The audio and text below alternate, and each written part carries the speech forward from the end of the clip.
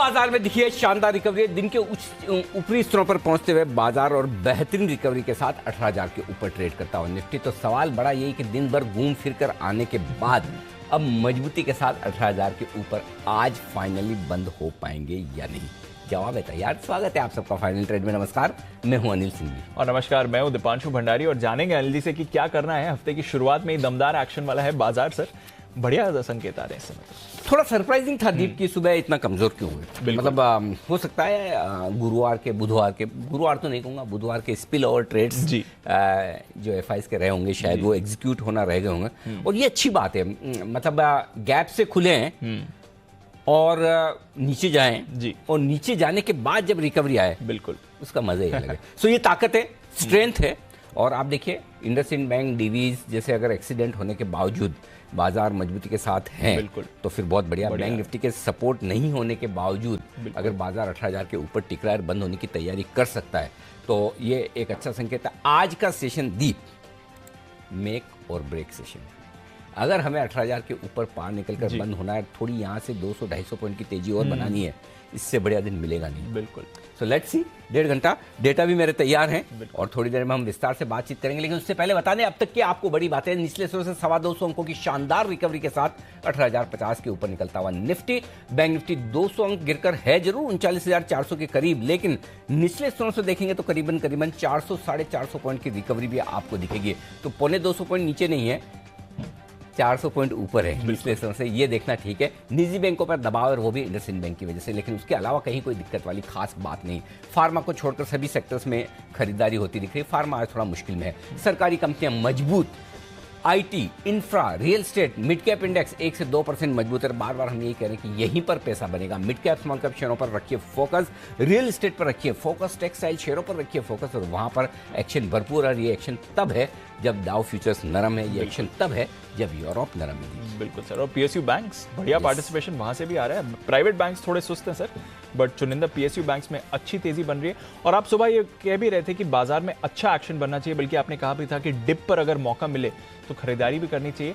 अब थोड़ा वो 18,050 की जो कंजेशन जोन है एग्जैक्टली वहीं पर आ गया बाजार, ना उससे पार निकल रहा है। अब मेरे लिए 18,025 तक कंजेशन था जी। तो डीप ब्रेकआउट के संकेत दे रहा है। अब यहाँ से ब्रेकआउट के संकेत आ रहे हैं और थोड़ी देर हम देखेंगे जरूर, क्योंकि ग्लोबल सपोर्ट आज जितना चाहिए उतना है नहीं। लेकिन अगर हम पुराना सपोर्ट पिछले हफ्ते का लेकर चलें तो हमारे लिए काफी है। और डाउ फ्यूचर अगर 25-50 ऊपर नीचे तो कोई फर्क नहीं पड़ता, ज्यादा बड़ा मूव आ जाए तो देखना होगा। बट कुल मिलाकर ऐसा लग रहा है कि ब्रेकआउट की तैयारी निफ्टी कर रहा है। और ये इस ब्रेकआउट में 18,175 से 18,250 तक के टारगेट के लिए निफ्टी खुलता हुआ नजर आ रहा है। एक ये सबसे बढ़िया बात है कि बिना बैंक निफ्टी के सपोर्ट के ब्रेकआउट आ रहा है, बिना फार्मा शेयरों के सपोर्ट आ रहा है, ब्रेकआउट आ रहा है। बिल्कुल। तो ये एक अच्छी बात है। तो डेटा बेहतर होते हुए दिख रहे हैं। निफ्टी में शॉर्ट कवरिंग के संकेत आते हुए दिख रहे हैं। बैंक निफ्टी थोड़ी देर में मैं आपको बताऊंगा। बैंक निफ्टी 39,500 के ऊपर चाहिए, थोड़ा सा अभी भी अटका हुआ है। 39,500 के ऊपर बैंक निफ्टी भी रफ्तार पकड़ेगा और निफ्टी 18,025 के ऊपर रफ्तार पकड़ने की तैयारी करता हुआ दिख रहा है। तो थोड़ी देर में मैं डेटा तैयार करके कोशिश करूंगा आज आपको जल्दी दे दूं। बिल्कुल सर। 220, 225 ब्रेकआउट पकड़ लेंगे। चलिए, तो बढ़िया जो लेवल्स बात कर रहे थे 18,025 के, वो क्रॉस करके निफ्टी एक्शन में है। बैंक निफ्टी रिकवरी दिखा रहा है। आइए अनिल जी से जाने मार्केट पर क्या करना है। उससे पहले एक बार बता दें खबरों वाले शेयर्स और साथ ही आने वाले दिनों के लिए ट्रिगर्स। मानसी, वरुण दोनों हैं तैयार। मानसी, गुड आफ्टरनून, बताएं कौन से ट्रिगर्स पर रखनी है? Good afternoon Deepanshu. सबसे पहले नतीजे यहाँ पर निफ्टी में ब्रिटानिया और वायदा बाजार में औरबिंदो फार्मा के नंबर्स पर फोकस रहेगा। इसके अलावा कुछ कंपनियां हैं कैश स्पेस में जो नंबर्स के साथ पूंजी जुटाने को लेकर भी सोच विचार कर रही है। मदरसन सुमी फंड रेजिंग को लेकर सोच विचार करेगी। सोबा लिमिटेड नतीजे तो हैं ही, लेकिन डिबेंचर जारी करने पर भी चर्चा होगी।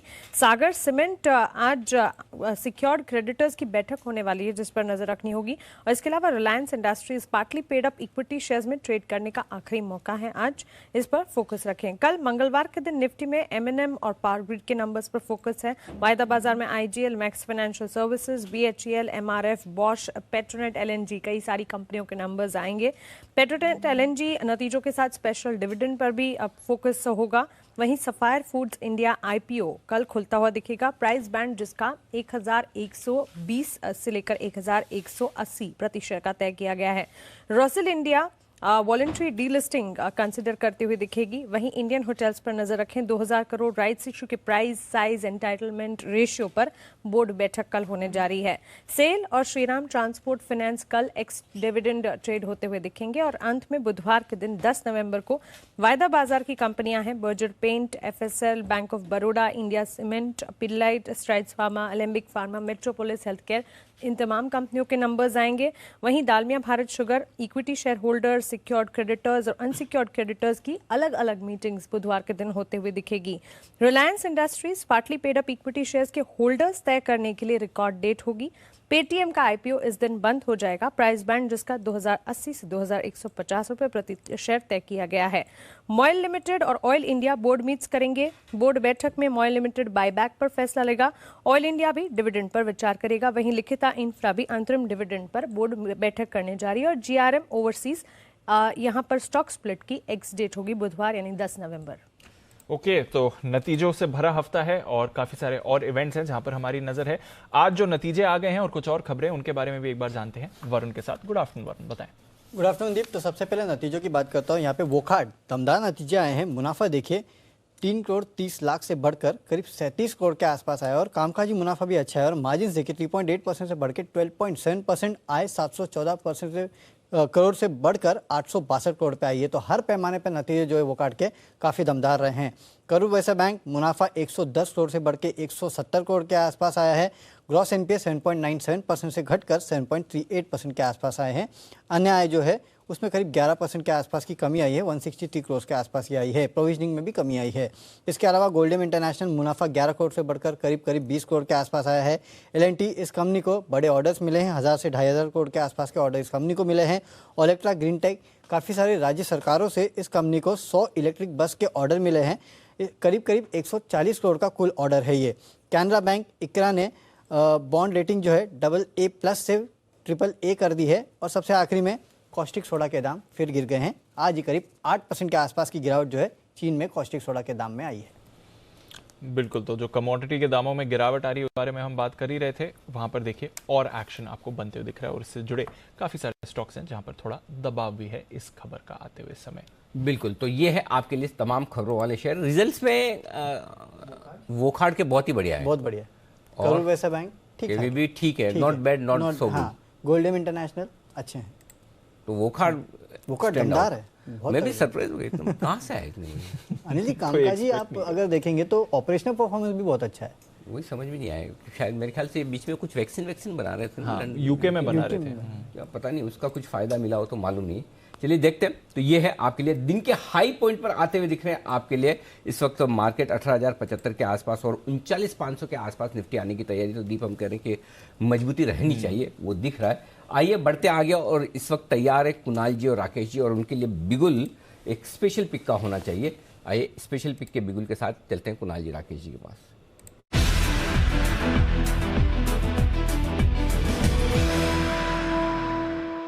परंपरा के विपरीत पहला पिक नहीं, एक्चुअली ये तो मेरी गलती हो गई।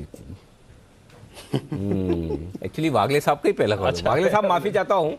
आप मतलब ना फोटो फिनिश में आप आगे निकले, लेकिन मेरी नजर पहले आप कुरानी पड़ गई, मैंने बिगुल भी बजा दिया। तो चलिए पहले एक बार, अब चूंकि बिगुल बजी चुका है, वागले साहब का दिल भी बड़ा है, माइंड नहीं करेंगे। बताएं सर आपकी स्पेशल पिक। देखिए अनिल जी, ये स्पेशल पिक है, दो कारणों से स्पेशल पिक है। एक तो बड़े चार्ट्स पर टेक्निकली एक बड़ा ब्रेकआउट है और एक ऑप्शन बैरियर टूट रहा है। स्टॉक है HPCL। इसमें वीकली चार्ट पर एक बड़े चार्ट पर एक बड़ा ब्रेकआउट हुआ है। स्टॉक नतीजों के बाद गिरा था, अब दोबारा से निकला है। और जिस तरीके का टेक्निकल स्ट्रक्चर है, अगर बाय एंड होल्ड करें तो 400 के लेवल्स यहाँ पर शॉर्ट टू मीडियम टर्म में देखने को मिलेंगे। और दूसरा ऑप्शन बैरियर 340 का एक ऑप्शन बैरियर स्टॉक तोड़ रहा है, तो डू नॉट मिस काइंड का ब्रेकआउट है।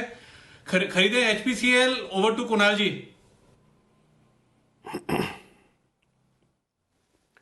अनिल जी देखिए बहुत बड़ा ब्रेकआउट आता हुआ नजर आ रहा है। और देखिए IOC और HPCL दोनों के चार्ट्स को मैं और राकेश जी देख रहे थे। HPCL के चार्ट पे बड़ा दमदार ब्रेकआउट आता हुआ दिख रहा है और जिस तरह का मोमेंटम यहां बन रहा है स्टॉक में, आपको काफी बड़ा अपसाइड बनता हुआ दिखेगा। इन स्तरों पर बाय करके चलें। स्टॉप लॉस रखना है 338 रुपए पर, 338 का स्टॉप लॉस रखें।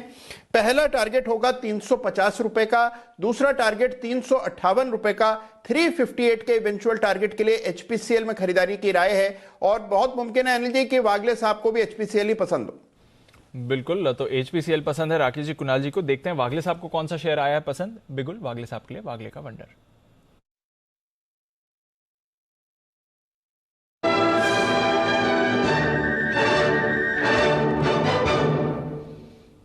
बताएं वागले साहब। Afternoon Deepanshu, afternoon Anil ji. मेरे को आईओसी पसंद है क्योंकि आईओसी में अभी मूव बाकी है। 135 का इसने रेजिस्टेंस अभी क्लियर किया है। 135.90 का करंट भाव है। मेरा 140 का टारगेट आज के दिन में आना चाहिए, ऐसा मुझे लगता है। आपको स्टॉप लॉस 133.50 का लेना होगा, तो 1.5 से 2 रुपए का रिस्क होगा अगर आप यहाँ से 135 तक बाय करते हो। 140, 142 तक के टारगेट्स मुझे लगता है आज के दिन में आ सकते हैं। और जैसे ही ये 137 के ऊपर ट्रेड होने लगेगा, आपको स्टॉप लॉस 135.50 पे ट्रेल करके रुक जाए। ओके, तो ये है आपके लिए आईओसी का फ्यूचर खरीदारी करने की राय। 140 रुपए तक के टारगेट के लिए करें आप खरीदारी। आइए बढ़ते हैं आगे। जी बिजनेस की बड़ी और एक्सक्लूसिव खबर पर लगी है मुहर। जी हाँ, ये खबर बता रहे हैं तरुण शर्मा, जिन्होंने पहले भी बताई और खबर हुई है एकदम सही। Tarun, congratulations, thank you sir. Finally मामला टल गया है। मामला टल गया है और समय सीमा बढ़ा दी है। जैसे पूरा पूरा एक बार बताइए क्या किया है। बिल्कुल, हमने 29 अक्टूबर को ये खबर बताई थी, जिस दिन सेबी में मीटिंग थी एक्सचेंजेस और डिपॉजिटर्स को लेकर, उनके कंसर्न्स पे डिस्कशन होना था। और उसी दिन ये तय हो गया था कि ये फेज मैनर में होगा। और उसी दिन हमने ये खबर बताई कि 25 फरवरी से ये शुरू होगा। पहले बॉटम 100 स्टॉक्स इसमें इंक्लूड किए जाएंगे और मार्च से फिर 500 बॉटम देखे जाएंगे और वो इंक्लूड किए जाएंगे और फेस मैनर में T+1 का सेटलमेंट होगा। वैसे ही आज सभी एक्सचेंजेस ने एक कॉमन प्रेस रिलीज इशू करा है और उस प्रेस रिलीज में साफ तौर से कहा है कि 25 फरवरी से हम T+1 सेटलमेंट शुरू करेंगे और बॉटम 100 से स्टार्ट किया जाएगा और मार्च में बॉटम 500 देखे जाएंगे। और ये बॉटम देखे जाएंगे, ये मार्केट कैपिटलाइजेशन के जो जिनके सबसे कम मार्केट कैपिटलाइजेशन होगा उनको लिया जाएगा। एक बात तो ये हुई, लेकिन इसमें एक ट्विस्ट है। ट्विस्ट ऐसा है कि सितंबर में जब सेबी ने ये सर्कुलर इशू किया था तो एक्सचेंजेस पे छोड़ दिया था कि वो इसको इंप्लीमेंट करें, तो करना चाहते हैं तो करें, नहीं तो इसको छोड़ सकते हैं। लेकिन अब क्योंकि उन्होंने क्राइटेरिया बिल्कुल साफ कर दिया है कि किस तरह के स्टॉक्स इसमें आएंगे, तो अब ये मैंडेटरी है कि सभी एक्सचेंजेस को एक साथ T+1 सेटलमेंट करना पड़ेगा। क्योंकि इसमें इतना समय क्यों लगा वो भी मैं बताना चाहूँगा। क्योंकि एक्सचेंजेस जो थे, मतलब जो बड़े एक्सचेंज हैं, वो चाह रहे थे कि ठीक है कर दीजिए, लेकिन छोटे एक्सचेंजेस है क्योंकि उनकी कॉस्ट बढ़ेगी, तो वो ये चाह रहे थे कि आपने जब सितंबर के सर्कुलर में ये कहा था कि आप वॉलंटरी है तो अब आप इसको मैंडेटरी क्यों कर रहे हैं, लेकिन वो कंसेंसस नहीं बन पाया और अब इसको एक मैंडेटरी किया जा रहा है और 25 फरवरी से T+1 सेटलमेंट शुरू होगा। ओके, 25 फरवरी से मतलब फाइनली T+1 25 फरवरी से होगा। बिल्कुल। और किस साइज पे होगा, किस लेवल पर होगा? मतलब क्योंकि ये बॉटम 100 स्टॉक्स हैं और मार्केट कैपिटलाइजेशन के हिसाब से हैं, तो आप भी देखिए जो शुरुआत में जो स्टॉक्स होंगे वो बहुत ही नहीं के बराबर लिक्विडिटी भी ज्यादा नहीं होगी सर। बॉटम 100 है। बॉटम 100 है। उस दिन भी सर आप काफी शॉक थे कि बॉटम 100 एनएससी के अलग होंगे, बेसिक के अलग होंगे? नहीं, मार्केट कैपिटलाइजेशन तो सर सभी स्टॉक्स की जो बॉटम 100 में बीएससी पे आएंगे वो तो एनएससी पे शायद ही मिले। हाँ, वो लिस्ट होगा देखना। हाँ, ये भी इंटरेस्टिंग है। काम बढ़ गया, काम बढ़ गया। हाँ, आगे भी मैं बराबर पूछता रहूंगा। ये बॉटम 100 की लिस्ट भी आप ही को बतानी है। बिल्कुल सर। वैसे भी सेबी की सारी खबरें, एक्सचेंजेस की सारी खबरें सबसे पहले आपके सामने तरुण लेकर आते ही हैं। ये खबर भी एकदम सही और सटीक साबित हुई है तरुण की खबर। तरुण, शुक्रिया ये बेहतरीन खबर हमारे दर्शकों तक पहुंचाने के लिए। आइए दर्शकों तक पहुंचाते हैं आशु मदान साहब की राय। बड़े दिनों बाद हमारे साथ कार्यक्रम में हो रहे हैं शामिल। आशु सर, स्वागत है, गुड आफ्टरनून। बताएं सर, पहले बाजार पर व्यू और कोई अगर निफ्टी बैंक निफ्टी पर स्प्रेड या कोई स्ट्रेटेजी है तो वो भी सर। अनिल जी, बड़े दिनों बाद नहीं, वेडनेसडे को मैं था, आपकी छुट्टी थी, आप शाम मैं कोई छुट्टी पे नहीं था सर। लग रहा है मैं वेडनेसडे को था। छुट्टी मत बोलो, मैं काम से ट्रेवल करता हूँ, उसको छुट्टी ना माना जाए प्लीज। हाँ, मतलब आप शो पे नहीं थे, बाकी आप दूसरा काम कर रहे थे।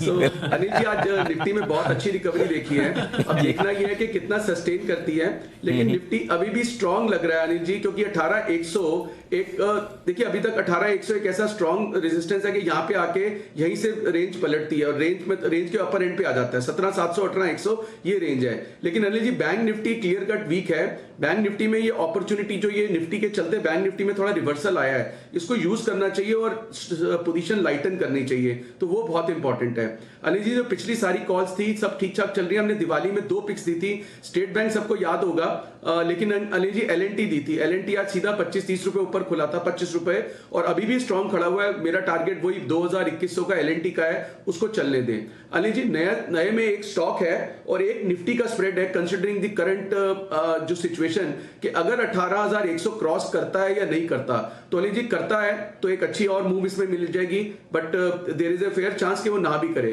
तो अनिल जी, उसके लिए अगले 3 दिन के लिए एक स्प्रेड है निफ्टी का, ये बहुत अच्छा स्प्रेड है, तो मैं पहले स्प्रेड देना चाहूंगा निफ्टी का, उसके बाद स्टॉक। बिल्कुल, हम भी पहले स्प्रेड ही लेना चाहेंगे निफ्टी का। बताएं सर।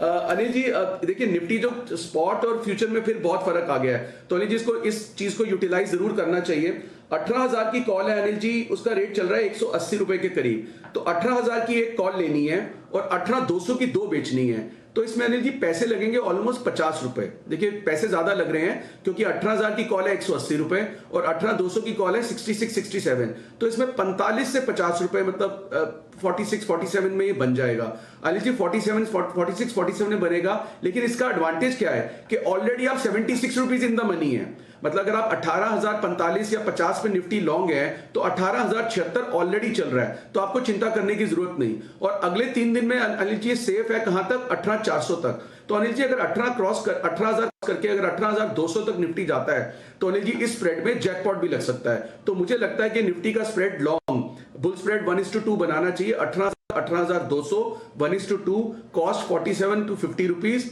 और इसका टारगेट अनिल जी 100-150 रुपए भी बन सकता है इसके अंदर, अगर इसमें जैकपॉट लग जाए तो ये पैसे अच्छे दे जाएगा अनिल जी। निफ्टी में लॉन्ग स्प्रेड बनाना चाहिए।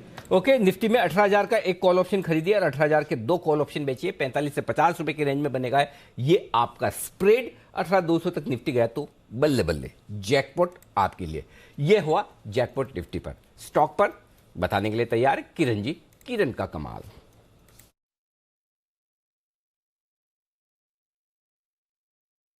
किरण जी, आपके बिगुल में कुछ खराबी आई है, चुस्त दुरुस्त हो रहा है, रिपेयरिंग के लिए भेजा है, तब तक बताएं सर अपनी कॉल। म्यूट हो गया। म्यूट हो गया आपका बिगुल भी आप ही की तरह। Anil ji, very good afternoon. अब आपको पता चला म्यूट होने का, म्यूट अपना म्यूट हो जाता तो दूसरों को कितनी तकलीफ होती होगी। अब आज आपको पता चलेगा आपका बिगुल म्यूट। लेकिन ऐसा है, हम आपका दिल तोड़ेंगे नहीं, बिगुल तैयार हो चुका है। किरण जी के लिए पहले बजाया जाए, उसके बाद लेंगे उनकी कॉल।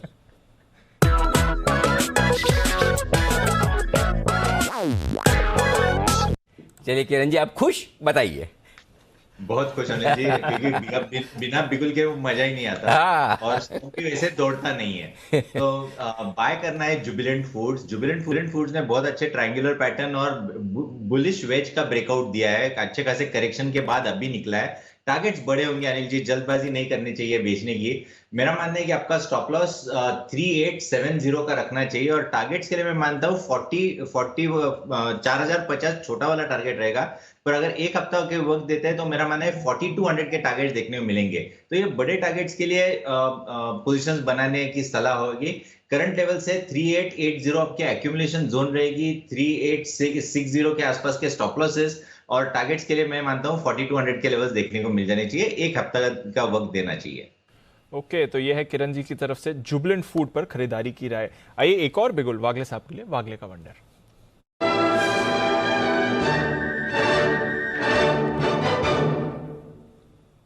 बताएं सर। दीपांशु, जुबिलेंट फूड्स का जो प्रोडक्ट है उसके पहले जो प्रोडक्ट का सेवन आप करते हो वो मेरे रडार पर आया है। स्टॉक है मैकडॉवेल्स, लेकिन थोड़ा सा ऊपर गया है। मेरे रडार पर 10034 पे आया था, अभी 1010 हो गया, तो अभी मैं वेट करूंगा। 100506 एक 500 रुपये नीचे मिलता है तो ही लेना है, क्योंकि आपका फिर स्टॉप लॉस मैच नहीं होगा। 995 का मेरा स्टॉप लॉस है। 1045 1050 कल तक के टारगेट से।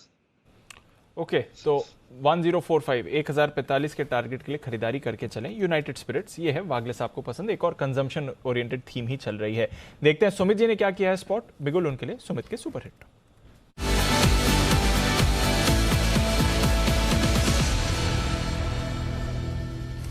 बताएं सुमित जी।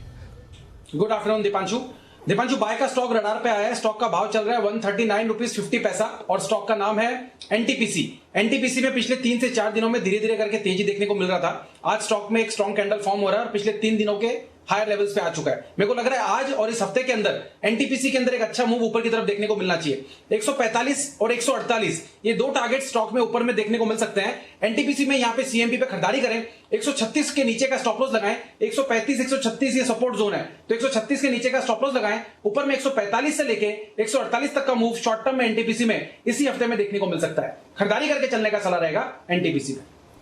ओके, तो खरीदारी करके चले एनटीपीसी, ये है आपके लिए राय। यूनाइटेड स्पिरिट्स के साथ साथ यूनाइटेड ब्रूअरीज, ये भी एक काउंटर है जहां पर आप तेजी देख रहे हैं। आई थिंक सुबह सचिन जी की तरफ से भी यहां पर कॉल आया था, तो नजर रखिए यूनाइटेड स्पिरिट्स, यूनाइटेड ब्रूअरीज दोनों पर है एक्शन। पर कंजम्पशन की बात निकली है तो वर्लपूल, इसमें जबरदस्त तेजी बन रही है। और आज सुबह हम बात भी कर रहे थे जब अनिल सर के साथ मॉर्निंग डिस्कशन हो रहा था, किस तरह से दिवाली पर दमदार सेल्स हुई हैं, स्पेशली इलेक्ट्रॉनिक आइटम्स की, रिटेल आइटम्स की। और वर्लपूल एफएनओ में आ गया नहीं, एफएनओ में है सर 10% वर्लपूल। कभी देखा है इसको? आई थिंक एफएनओ का भी थोड़ा फैक्टर है, बट डेफिनेटली बड़ी मूव आ रही है वर्लपूल में। एक बार जरा कुणाल जी से भी पूछें क्या चल रहा है कुणाल जी चार्ट में वर्लपूल के, और यहां से और एक्शन देखते हैं इसमें।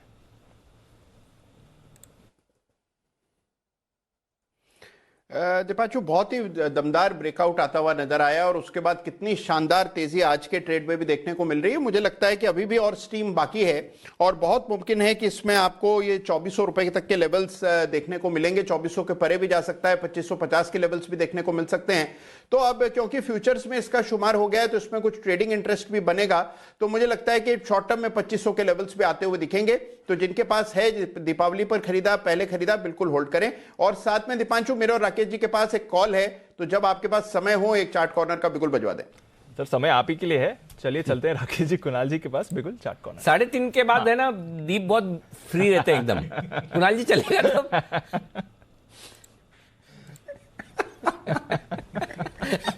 अरे जी तब बिल्कुल नहीं, बैंड बजता है नहीं उसके बाद। हाँ, अभी भी इनका तो वर्क फ्रॉम होम ही चल रहा है ना। इनका तो वही है मेरा। अब बोल रहे 3:30 के बाद बैंड बजता है घर पे।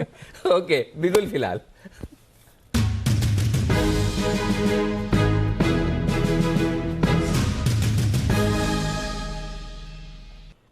जी सर बताएं। दीपांशु, हमारा जो स्टॉक है वो मिलता जुलता स्टॉक है। अभी जो वागले जी ने दिया था स्टॉक है हमारा यूबीएल, यूनाइटेड ब्रिवरीज पे खरीदारी की राय है। टेक्निकली एक राउंडिंग बॉटम पैटर्न फॉर्मेशन बन रहा है ऊपरी स्तरों पर। निवेश के लिए short term, medium term, long term तीनों के लिए एकदम बढ़िया स्टॉक है। ओवरवेट खरीदारी की राय है। और एक चीज से अनिल जी मैं इत्तेफाक नहीं रखता, जो अभी वागले जी ने बोला था कि जुबिलिएंट के प्रोडक्ट का सेवन मैकडबल और यूबीएल के प्रोडक्ट के साथ होता है, तो बिल्कुल नहीं होता अनिल जी। जो फिटनेस फ्रीक होते हैं वो मतलब कि जुबिलिएंट के प्रोडक्ट्स को बिल्कुल दूर रहते हैं उससे। As of now neat clean clear breakout है यूबीएल में। ओवर टू कुणाल जी।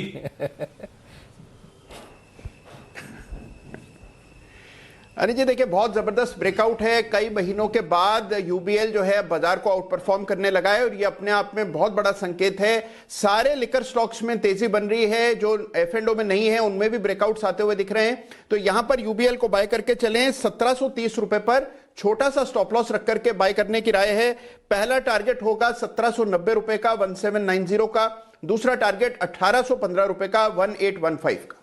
बिल्कुल, तो पिज्जा खरीदारी की जा रही है, साथ ही कुछ उसको निगलने के लिए भी चीजें खरीदारी की जा रही है। पर खरीदारी हो रही है मूवी टिकट्स की, क्योंकि जिस तरह का रिस्पांस सूर्यवंशी और साथ ही रजनीकांत साहब की जो मूवी आई थी ओवर द वीकेंड मिला है, जबरदस्त। रजनीकांत की भी थी? रजनीकांत की भी। कौन सी?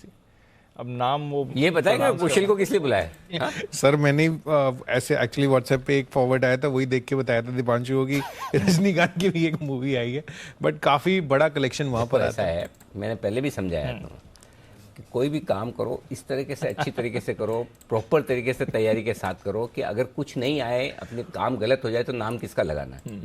बंसल जी बताओ, रजनीकांत की कौन सी पिक्चर आई? हो गया ना काम अपना। बंसल जी बताएंगे। नहीं अनिल जी नाम नहीं मालूम, लेकिन मेरे को पहले दिन की Anil ji box office collection मालूम है। 100 करोड़ की अनिल जी, 100 करोड़ की Anil ji box office collection आई है। और ये अनिल जी आपने थोड़ा सा ठीक से नहीं बोला है। कुछ भी करो ना अनिल जी, पूरा अच्छे से करो, पूरा अच्छे से करो।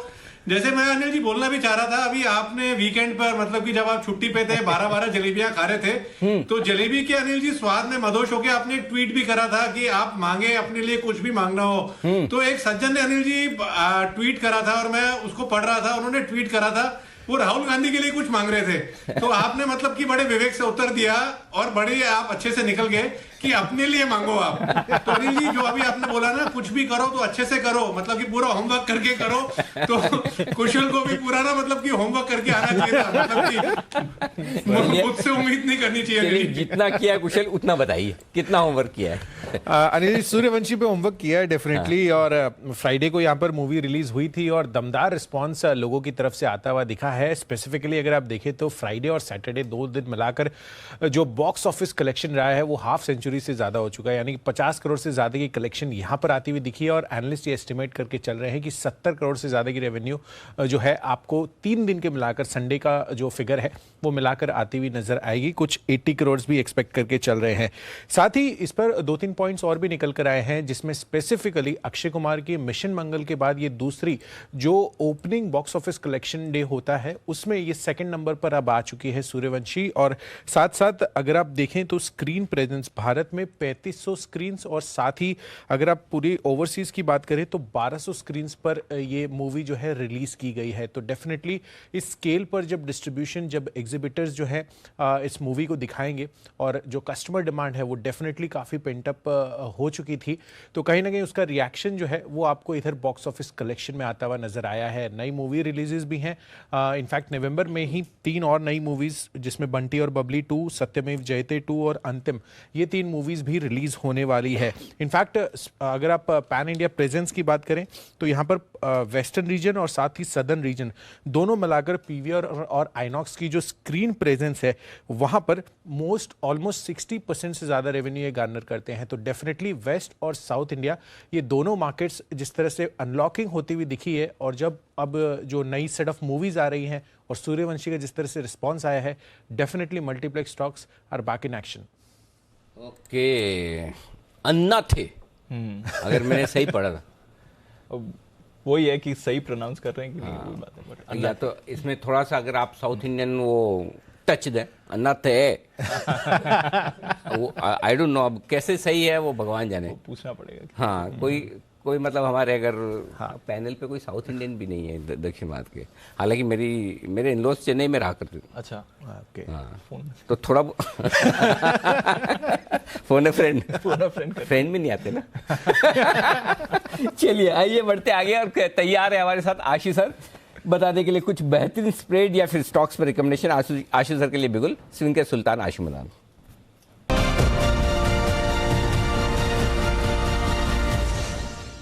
बताएं सर। अनिल जी, आज सुबह से एक स्टॉक, मतलब जब मार्केट खुलने के बाद भी वो नीचे नहीं आया और बहुत स्ट्रॉन्ग स्ट्रेंथ दिखा रहा था, और पिछले दिनों में भी, और एक नए भाव पे ऊपर कंसोलिडेट किया अनिल जी, वो है टाटा मोटर। तो टाटा मोटर का अनिल जी मतलब ये तो ट्रेड कोई स्प्रेड नहीं है, ये तो फ्यूचर ले सकते हैं या स्टॉक की डिलीवरी उठा सकते हैं 485 रुपए के स्टॉप लॉस से। तो 525, 540, 550 यहां तक जाने का क्षमता रखता है टाटा मोटर इसी ट्रेडिंग मूव के अंदर। तो अनिल जी ये ट्रेडिंग बेट है, ये मतलब डिलीवरी इसलिए कि अगर किसी को, क्योंकि इसका लॉट साइज बड़ा है, तो किसी को कम लेना हो तो उस तरह से ट्रेड किया जा सकता है। तो स्प्रेड में इसमें नहीं मजा आएगा अनिल जी, तो मुझे लगता है कि मोमेंटम बनेगा, और आज इसने अच्छी कंसोलिडेशन और स्ट्रेंथ दिखाई है। 15 रुपए का स्टॉप लॉस है और ऊपर 25 से 40 रुपए का टारगेट है। तो टाटा मोटर में अनिल जी लॉन्ग बनाया जा सकता है। बिल्कुल, तो ये है आपके लिए टाटा मोटर्स, जिसमें आप खरीदारी करके चल सकते हैं। 525, 550 के टारगेट्स, ट्रेडिंग बेट है, इसी मूव में आपको आती हुई दिख सकती है। आइए एक बिगुल वागले साहब के लिए, वागले का वंडर।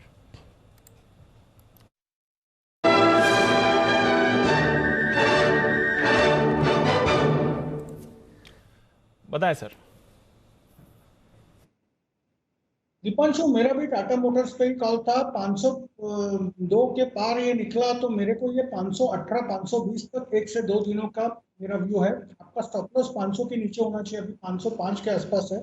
यहाँ पर ले 503 तक आता है, ऐड करें 499 का स्टॉप लॉस, 515 से 518 आपको 1 से 2 दिनों में मिलनी चाहिए। तो 15 से 518 के टारगेट्स के लिए टाटा मोटर्स इस पर करनी है खरीदारी। तो टाटा ग्रुप स्टॉक्स फिर से मोमेंटम में, टाटा पावर पर हमने अच्छी मूव देखी और अब टाटा मोटर्स भी आपको अच्छी मूव दिखा रहा है। पर बाजार में जो बढ़िया एक्शन है, आइए जैसा प्रॉमिस किया था अनिल जी ने, थोड़ी जल्दी स्ट्रैटेजी करेंगे आज बिगुल अनिल जी की मार्केट स्ट्रैटेजी।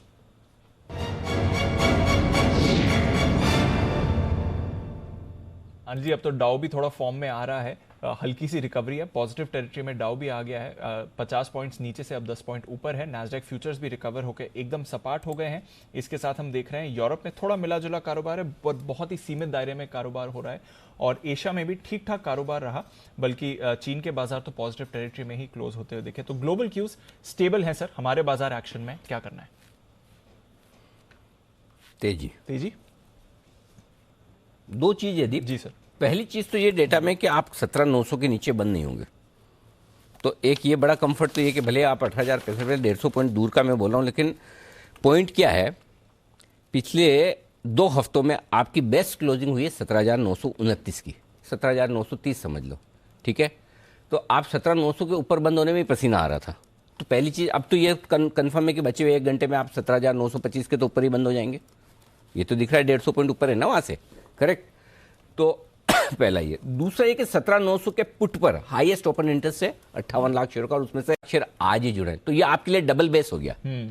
एक पुट भी बहुत वहां राइट होकर रखे, यानी तेजी की पोजीशन बनी हुई, और दूसरा आपको क्लोजिंग भी इसके ऊपर मिल रही है जो आपके पिछले 7-8 ट्रेडिंग सेशन की हाईएस्ट क्लोजिंग है। तो दोनों हिसाब से आप कंफर्टेबल हो जाए। तो आपकी रिस्क कितनी है, पहले रिस्क देखने का, रिस्क 17,900 के नीचे की नहीं है, यानी कि 150 पॉइंट की, 250 पॉइंट, पॉइंट नंबर। अब इस बात की पूरी संभावना है कि आप 18,000 को ही होल्ड करें अब बचे हुए 1 घंटे में। और ऐसा क्यों? 18,000 के पुट पर 37 लाख शेयर हैं, कॉल्स पर 39 लाख शेयर है, बराबर का मामला है। और आप आखिरी 1 घंटे में जाने के पहले पौन घंटे, घंटे भर से उसको होल्ड कर रहे हैं। तो जो 18,900 का कॉल राइटर है वो आज तनाव में है कि डबल ब्रेकआउट दिख रहा है। एक सपोर्ट 17,900 है, दूसरा 17,900 के ऊपर भी क्लोजिंग हो रही है, तीसरा 18,000 के ऊपर भी क्लोजिंग हो रही है। तो मुझे शॉर्ट रहना चाहिए कि शॉर्ट काट लेनी चाहिए? तो जैसे ही अगर 18,000 के आसपास अगर आता है गलती से आखिरी 1 घंटे में, तो वहां पर आपको शॉर्ट कवरिंग और खरीदारी दोनों आ जाएगी। तो 18,000 के नीचे भी आप बंद नहीं होंगे। एक एक लेवल बताते जाओ ना, ताकि आपको कंफर्ट लेवल बढ़ता जाए एकदम से। तो 17,900 तो बहुत बढ़िया बेस हो गया, 18,000 भी बचे हुए समय के लिए काम करेगा। तो अगर गलती से 18,000 के आसपास आ गया, 18,025 आ गया, तो वहीं पर आपको खरीदारी आ जाएगी, डबल कंफर्ट।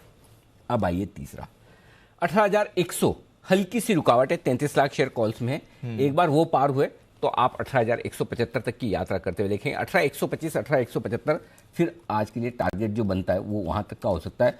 ब्रॉडर रेंज में दूं तो 18,100 से 18,175 का टारगेट है। इस रेंज में कहीं न कहीं आज जाकर बाजार रुकेगा। वो 18,100 पर भी रुक सकता है, 125 पर भी, 175 पर भी। 175 थोड़ा ज़्यादा हो जाएगा आज के लिए। तो 100, 125 तक की यात्रा, यानी कि यहाँ भी 25 से 50 पॉइंट की जगह अभी निफ्टी में बाकी है। यहाँ से भी, यहाँ से 25 से 50 पॉइंट आज के लिए। ये आपके लिए हो गए डेटा निफ्टी के। अब आइए बैंक निफ्टी।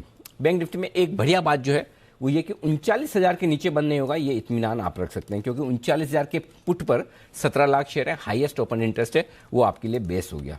अब मजे की बात दीप क्या है, आप 39,400 पर आ गए और यहाँ पर 39,000, 39,300, 39,400 के कॉल राइटर्स थोड़े थोड़े ट्रैप हो रहे हैं। लेकिन कॉल राइटर्स को ट्रैप करने का मजा तब है जब 39,500 के ऊपर बैंक निफ्टी ट्रेड करे।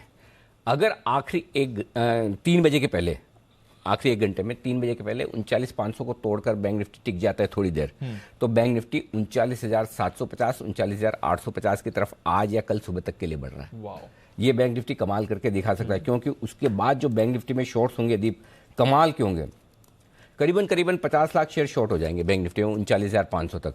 तो bank Nifty short covering trigger कर सकता है, जैसे निफ्टी में हो चुकी है 18,000 के ऊपर, वो बैंक निफ्टी 39,500 के ऊपर करेगा। तो 39,500, 39,575 आखिरी बाधा है बैंक निफ्टी के लिए, उस पर नजर रखिए, उसको पार करेगा तो अच्छा हो जाएगा। दिक्कत एक ही है कि एक लेवल थोड़ा बड़ा है, दूसरा नीचे के लेवल से देखेंगे तो 400-500 पॉइंट आप रिकवर हो चुके हैं। हाँ, इसीलिए 39, तो अगर आप सेफर साइड पर चाहते हैं 39,500, 39,575 की रेंज में प्रॉफिट बुक करें और वेट करें वापस से डिप का। और किसी को अगर ट्रेड करना हो, एंट्री लेनी हो तो 39,300 पे लॉन्ग, 39,300 पे, तो डिप का थोड़ा 150 पॉइंट के डिप का क्लियर है सर। तो चलिए ऊपरी स्तरों पर थोड़ी मुनाफा वसूली करें, पर अगर डिप मिले तो डेफिनेटली एंट्री का भी आपके लिए बढ़िया मौका बन सकता है।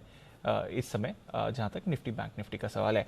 आइए स्वागत करते हैं अपनी बेहतरीन पिक्स के साथ। जुड़ रहे हैं हमारे साथ सदाबहार सेठी साहब।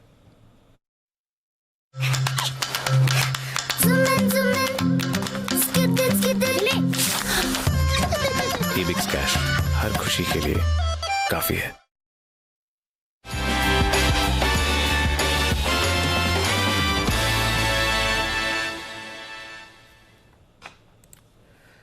सेठी साहब हमारे साथ तैयार और सेठी साहब का स्वागत। सेठी साहब, खरीदारी करने के लिए आपके लिए मूड माहौल पिच एकदम परफेक्ट है, वैसी ही है जैसी नामीबिया के सामने थी केएल राहुल और रोहित शर्मा की। करिए बैटिंग अब आपकी, जितनी मर्जी आए मारी। Good afternoon Anil ji. बिल्कुल जी, ये जो आज तो बाजार में एक धुआंधार तूफानी तेजी है और एक सेक्टर जो मेरा पसंदीदा सेक्टर है वो भी बहुत अच्छा कर रहा है, मेटल्स वाला सेक्टर। तो वैसे भी मैं तो ज्यादा खुश हूँ आज की रैली से। बाकी अनिल जी 2 स्टॉक है, दोनों में खरीदारी करनी है, कैश मार्केट के स्टॉक है।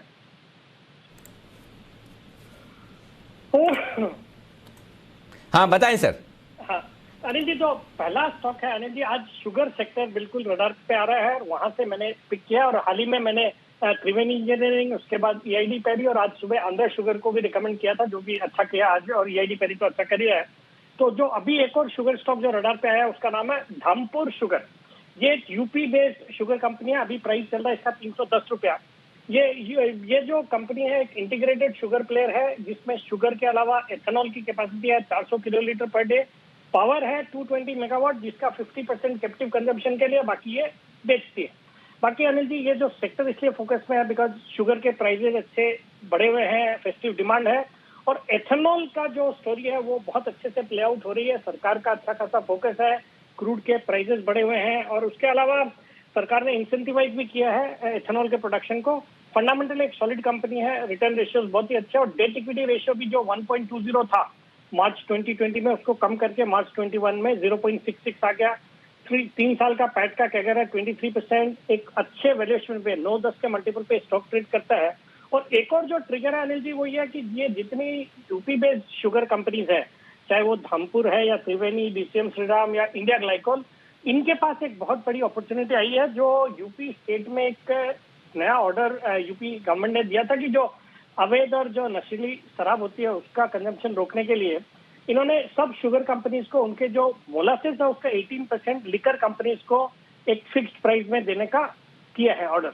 तो उसको प्ले करने के लिए इन सब शुगर कंपनीज ने अपने अपने IMFL ब्रांड लॉन्च कर दिए खुद के, मतलब देसी जो लिकर होता है वो लिकर के फील्ड में ये उतरकर वहां पे बहुत ही अच्छे मार्जिन देख रही है कंपनी।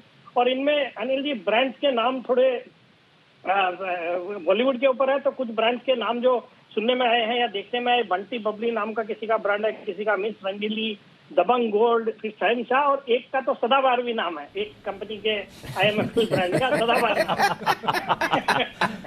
तो सेठी साहब आपने सदाबहार सेठी साहब के नाम पे रॉयल्टी मांगी कि नहीं? नहीं अनिल जी, अभी देख रहा था कि इनके क्या क्या ब्रांड है, तो उसमें सदाबहार आया, तब मैं बोला ये तो बताना जरूरी हो गया कि मुझे खुद को नहीं पता था कि मैं इतना दूरदर्शी हूँ कि एक दिन सेठी साहब के नाम से ऐसी सदाबहार ब्रांड बनेगी जिसका हमने नामकरण पहले कर दिया। सेठी साहब अनिल जी गलत प्रोडक्ट का ब्रांड है जिसका मैं सेवन ही नहीं करता हूँ, वो ब्रांड का वो प्रोडक्ट का ब्रांड है। बाकी अनिल जी मुझे लगता है इस कंपनी के भी परसों नतीजे आएंगे, शुगर कंपनीज के नतीजे इस तिमाही में तोड़फोड़ होनी चाहिए, तो हम बुलिश ऑन द स्टॉक। 310 के लेवल पे खरीदारी करने की सलाह है, 330 का शॉर्ट टर्म टारगेट और 300 का स्टॉप लॉस। तो ये है आपके लिए धामपुर शुगर में खरीदारी करने की राय सेठी साहब की तरफ से, पहला स्टॉक आज के लिए। सेठी साहब दूसरा शेयर? दूसरा स्टॉक आ रहा है Anil ji cement, sector focus में है, सब फ्रंटलाइन और जो मिड कैप सीमेंट काउंटर्स है सब अच्छा कर रहे हैं। यहाँ से मैंने एक MNC सीमेंट स्टॉक को दिया है, हाइडेलबर्ग सीमेंट, जो कि अभी 250 के लेवल पे ट्रेड कर रहा है। जर्मन पेरेंट वाली कंपनी है, 6.3 मिलियन टन की कैपेसिटी है, इनके प्लांट्स है MP, UP, कर्नाटका में। एक पॉपुलर ब्रांड है माइसेम, ये पहले मैसूर सीमेंट नाम से जानी जाती थी कंपनी, जिसको टेक ओवर किया है ये MNC ने। बाकी सॉलिड फंडामेंटल्स है कंपनी के, ऑपरेटिंग प्रॉफिट मार्जिन करीबन 20-21% के है, return ratios, return on equity 21%, एक नेग्लिजिबल 0.12 का डेट है, और पिछले 3 साल में जबरदस्त ग्रोथ दर्ज करी है प्रॉफिट में, 53-54% की दर से प्रॉफिट ग्रो हुआ है। बाकी कंपनी के पास कैप्टिव लाइमस्टोन माइंस है, बहुत ही हाई कैपेसिटी यूटिलाइजेशन पे कंपनी काम कर रही है, और जिस तरह से रियल एस्टेट की, हाउसिंग की, इंफ्रा की डिमांड है, सीमेंट एज ए सेक्टर बहुत ही अच्छा लग रहा है। और इसमें FIS DIS भी अराउंड 16.81% स्टेक रखते हैं, तो उनका भी भरोसा है।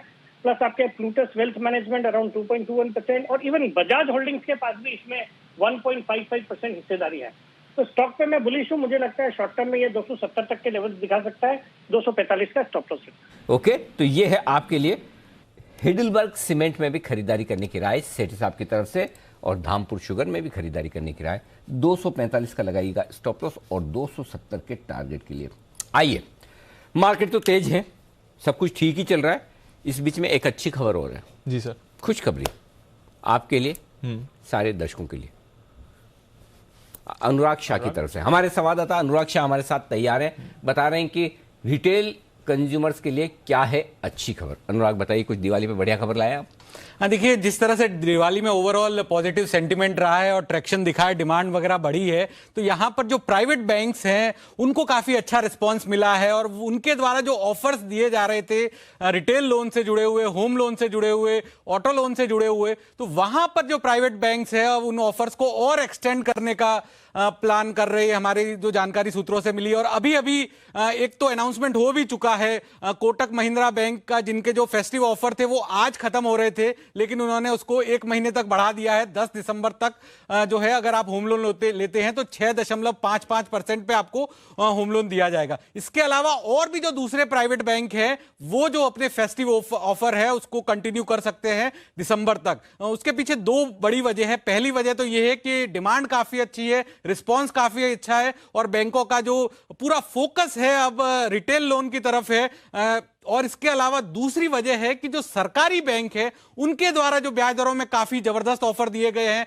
आप बिलीव नहीं करेंगे कि यूनियन बैंक ऑफ इंडिया जो है होम लोन ऑफर कर रहा है 6.40 पे, मतलब अभी तक कभी ऐसा हुआ नहीं है पिछले 15 सालों के इतिहास में कि 6.40% पे आपको होम लोन ऑफर किया जा रहा है। तो यह भी एक वजह है कि प्राइवेट बैंक जो है कंपटीशन को देखते हुए जो अपने ऑफर है उसको एक्सटेंड कर रहे हैं। और इसके अलावा लोगों ग्राहकों के लिए और सोने पे सुहागा यह है कि कोई प्रोसेसिंग फीस नहीं है, तमाम तरह के जो दूसरे चार्जेस है वो नहीं है और इतनी कम दर पे आपको लोन मिल रहा है। इसके अलावा जो बैलेंस ट्रांसफर भी, यानी आपका जो पुराना लोन है वो 7-8% पे है, तो आप बैंक के पास जाइए, बैंक हंसते हंसते आपको कहता है 6.5% पे आप अपना बैलेंस ट्रांसफर भी करवा दीजिए। बैंक तो हंसते हंसते कह रहे हैं, इधर पूरा लॉन्ग शॉट दिखाओ भाई, जरा जिप कैमरा पे लाओ कि हमारा आशीष और दीप के चेहरे पे मुस्कुराते बोले सर हम हाफ डे लेके जाना चाहते, तुरंत प्रभाव से घर खरीद के लोन लिया। आपका सुन के इतना जोश आ गया, मन हो गया ना घर खरीदने का। मतलब अनुराग, क्या गजब की एनर्जी के साथ स्टोरी दी आपने, ऐसा लग रहा है मतलब लग रहा है पहले खुद की बुकिंग करके आए हैं। बुकिंग कर ली ना खुद की? यस सर, हो चुकी है। चलिए, तो घर खरीदने वालों के लिए अच्छी खबर। आशीष सर क्या कहेंगे, घर खरीदे, रियल एस्टेट खरीदे या रियल एस्टेट के शेयर? अनिल जी, दोनों चीजें ही लेनी चाहिए। रियल एस्टेट तो मतलब फिर मेरे को बार बार आप DLF और गुड़गांव याद कराते हैं और वो इनविटेशन आपका, एक दिल्ली का गुड़गांव का ड्यू चल रहा है, एक गोवा का ड्यू चल रहा है। तो अनिल जी, दोनों में मैं बहुत पुलिस हूँ, चाहे वो DLF हो, चाहे रियल एस्टेट हो, चाहे वो डेल्टा कॉप हो। और मैंने आपको कहा था कि sir real estate Delhi Gurgaon की नहीं, गोवा की रियल एस्टेट में मैं बहुत बुलिश हूँ। तो अनिल जी, दोनों चीजें चलेगी। थोड़ा सा मेरा मानना है कि अनिल जी थोड़ा सा पैसा, मैं फिर बोल रहा हूँ on a very serious note, 18,500 यानी जी जहां तक बाजार आया पिछले साल जितने पैसे लोगों ने कमाए हैं अनिल जी, इनको रिटेन करना बहुत जरूरी है और थोड़ा पैसा रियल एस्टेट में इस वक्त टाइम है शिफ्ट करना चाहिए। गोल्ड से भी ज्यादा अनिल जी रियल एस्टेट में शिफ्ट करना चाहिए। अनिल जी, अभी 2 दिन पहले लक्ष्मी पूजा की है सबने, लक्ष्मी भी अनिल जी, लक्ष्मी जी को का एक और भी बड़ा प्रिंसिपल है जो हमने बड़ों बूढ़ों से सीखा है कि पैसा कमाना तो जरूर है, उसका आदर करके संभालना भी जरूरी है। तो अनिल जी, अगर आप 40-41 हजार पे बैंक निफ्टी प्लस कर लेंगे या 18,500 पे निफ्टी कर लेंगे तो लक्ष्मी जी भी कहेंगी कि कहां तक के टारगेट मैं करूं। तो मतलब अनिल जी कहीं और डाइवर्ट भी करना चाहिए। लॉजिक बड़ा जबरदस्त है आपका, मतलब सहमत हो ना हो, लॉजिक तो बढ़िया है। चलिए, अच्छा Ashish sir, by the way weekend पे तो आप गोवा थे ना इस वीकेंड पे? नहीं अनिल जी, अगले वीकेंड पे जाना है, ये तो दिवाली और भैया दूज था, अगले वीकेंड पे। तो वहां पे अनिल जी जब मैं चैनल चेक करूंगा तो आपको जरूर पिक्चर भेजूंगा। हाँ, अगले वीकेंड। चलिए बढ़िया, चैनल चेक सारा करके आए, जो कुछ कुणाल जी के नहीं राकेश जी के मतलब का है वो भी करे, हमारे मतलब का है वो भी करे। तो चलिए, ये है आपके लिए फिलहाल एक इंटरेस्टिंग खबर कि जिस तरह से होम लोन्स की दरें कम हो रही हैं, जिस तरह की डिमांड है, प्राइवेट बैंक्स अपने ऑफर को आगे बढ़ा रहे हैं। लेकिन आइए हम बढ़ते हैं आगे और जानते हैं कि इस दिवाली पर कौन से सेक्टर्स के लिए रहा है अच्छा समय और किन सेक्टर्स की दिवाली रही फीकी। क्योंकि ऐसा नहीं कि सभी जगह बहुत अच्छा हो और ऐसा भी नहीं कि हर जगह खराब ही हो। कुछ सेक्टर्स ऐसे हैं जहां बिक्री दमदार हुई है, तो कुछ सेक्टर्स एकदम सूखे और सूने भी रहे हैं। आशीष चतुर्वेदी तैयार है हमारे साथ बताने के लिए सारी डिटेल्स। आशीष बताइए। सर, कंज्यूमर सेंटिमेंट जो है बहुत स्ट्रांग है और इनफैक्ट मुझे याद आता है कि हमारे जो जितने भी दिवाली के शोज थे उनमें हेडलाइन यही थी कि ये दिवाली जो है दमदार डिमांड वाली होगी, और बिल्कुल ऐसा ही देखने को मिला क्योंकि पिछले 10 साल का जो रिकॉर्ड है वो टूटा है। मैं देख रहा हूँ कि ट्रेड एसोसिएशन का जो अनुमान था कि इस दिवाली पर करीब 1 लाख करोड़ के आसपास की बिक्री होगी, उसके मुकाबले अगर आप देखें तो 1,25,000 करोड़ की जो बिक्री है इस बार देखने को मिली। और अक्रॉस इंडस्ट्रीज आप देखें कि काफ़ी बढ़िया डिमांड रही है। खासतौर पर आप देखें FMCG है, कंज्यूमर ड्यूरेबल्स हैं, फुटवेयर है, इलेक्ट्रॉनिक्स, और इलेक्ट्रॉनिक्स में भी खास बात यह है मोबाइल फोन्स की जो बिक्री है काफ़ी खास देखने को मिली। पिछले साल के मुकाबले आप देखें, पिछले साल तो पेंटअप डिमांड का भी असर था, लेकिन उसको भी एक्सीड किया है। करीब 15 से 20% की ग्रोथ देखने को मिली है। और दिवाली के जो शुभ मौके इसके ऊपर ऑर्नामेंट्स यानी गहरों की जो बिक्री है, खासतौर पर सोने और चांदी की जो गहने हैं, इनकी बिक्री करीब 9,000 करोड़ के आसपास की हुई, जो इंडस्ट्री एसोसिएशन बता रहे हैं। उसके चलते आप देखिए कि आज जो है ज्वेलरी स्टॉक्स में बढ़िया तेजी भी आ रही है। लेकिन अच्छी बात यह भी आप देखिए कि इस बार जो है ग्राहकों ने, जो उपभोक्ता हैं, उन्होंने इंडियन प्रोडक्ट्स को ज़्यादा चुना है। और कुछ रिपोर्ट्स ऐसी निकल के आ रही हैं कि जो चाइनीज मार्केट्स हैं, करीब 50,000 करोड़ का जो है नुकसान इस दिवाली पर देखने को मिला है चाइना वालों को। हाँ, 50,000 करोड़ का, क्योंकि लोकल प्रोडक्ट्स को लोगों ने जो है ज्यादा प्रायोरिटी दी है। ये तो और भी अच्छी खबर सुने आप। ये डेटा ज्यादा अच्छा है, मतलब जो कुछ खरीदारी की है ज्यादा। हाँ, ये बात सही है। इस बार दिवाली पे चाइनीज प्रोडक्ट कम नजर आए। बिल्कुल सर। कुणाल जी, आपने भी ऐसा महसूस किया कि इस बार थोड़ा वो चाइना की लाइटें, चाइना के दिए, चाइना के गणेश जी, चाइना की लक्ष्मी जी, सब वो थोड़े कम दिखे ना? अनिल जी, कम क्या, मुझे तो पूरी तरह नदारत दिखे अनिल जी। कहीं पर भी चाइना का सामान दिखा नहीं अनिल जी। बिल्कुल स्वदेशी सामान अनिल जी इस बार इस्तेमाल हुआ है। तो और अनिल जी, भीड़ भाड़ तो जबरदस्त थी इस बार अनिल जी। दिल्ली में तो बहुत ही जबरदस्त भीड़ हुई है। और मुंबई का अनिल जी आप अरे बिल्कुल सब जगह जहां जहां देखा। अच्छी बात है। और भाइयों, निवेदन आपसे ये कि भले 2 पैसा महंगा भी लेना पड़े, हमारा अपना सामान है, मेड इन इंडिया है, तो ले ले। हिंदुस्तान का पैसा हिंदुस्तान में ही है, आपके नहीं तो आपके किसी भाई के काम आएगा। खाली 2 पैसा सस्ता लेने के चक्कर में अपना पैसा बाहर नहीं जाना चाहिए। और इस बार जो आपने कमाल करके दिखाया, इसे हर दिवाली पर और हर एक मौके पर बना कर रखे। बढ़िया मूड, स्वदेशी खरीदे, बिल्कुल हिंदुस्तान में बना हुआ खरीदे। अच्छा, बाहर का बहुत ही मन हो कि खरीदने है तो कम से कम चाइना का तो ना खरीदे, और कोई खरीदने ठीक है। आइए बढ़ते आगे। तैयार है वसीम साहब हमारे साथ, करते हैं मुलाकात। कभी कभी खुशी के लिए कुछ ज्यादा नहीं, एक अनजान दोस्त ही काफी है। एबिक्स कैश हर खुशी के लिए काफी है।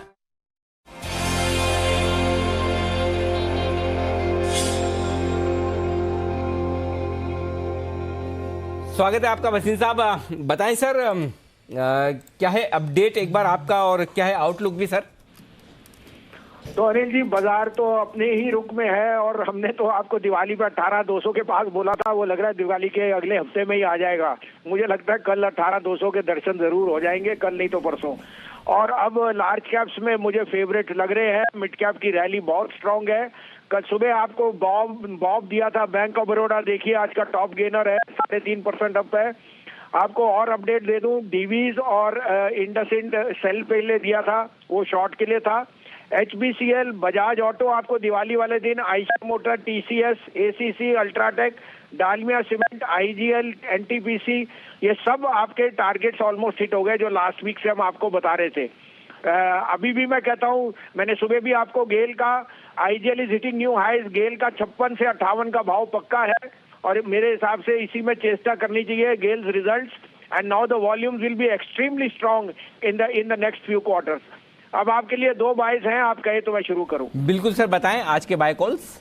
तो दोनों लार्ज कैप टेक है सर। मैंने आपको कहा था, मैं कॉन्ट्रेरियन था, मैंने पहले भी कहा था TCS will be an outperformer. देखिए 3400 से 3530। इन्फोसिस लीजिए सर 1730 पे, स्टॉप लॉस 1700 का, टारगेट 1820 का। और टेक महिंद्रा जिसके रिजल्ट मेरे हिसाब से सबसे अच्छे थे, 1545 में लीजिए, स्टॉप लॉस ऑफ 1510, 1650 का टारगेट। गेल जो मैं आपको पहले ही कह चुका हूं, मैं रीइटरेट करता हूं, 56 और 58 के बीच में आपको 2-3 दिन में दिख जाना चाहिए। ओके, तो ये है आपके लिए 2 खरीदारी करने की राय, फ्रेश और गेल अगर आपके पास हैं तो उसे होल्ड करें। 156 158 तक के टारगेट गेल में भी आपको आते हुए दिखेंगे। फिलहाल इन्फोसिस खरीदें 1730 1735 की रेंज में 1700 के स्टॉप लॉस के साथ 1820 के बड़े टारगेट के लिए। टेक महिंद्रा खरीदारी करें 1545 के आसपास 1510 के स्टॉप लॉस के साथ यहाँ पर करें खरीदारी और 1650 का रखें आप टारगेट। नीचे गेल में करें खरीदारी। गेल में भी आप अगर पहले की पोजीशन है तो उसे होल्ड करें। 156 158 तक के टारगेट गेल में भी आते हुए दिख सकते हैं। तो 3 खरीदारी करने की राय बसिन साहब की तरफ से। बहुत बहुत शुक्रिया सर, ये 3 बेहतरीन पिक्स हमारे दर्शकों के साथ शेयर करने के लिए आपकी तरफ से।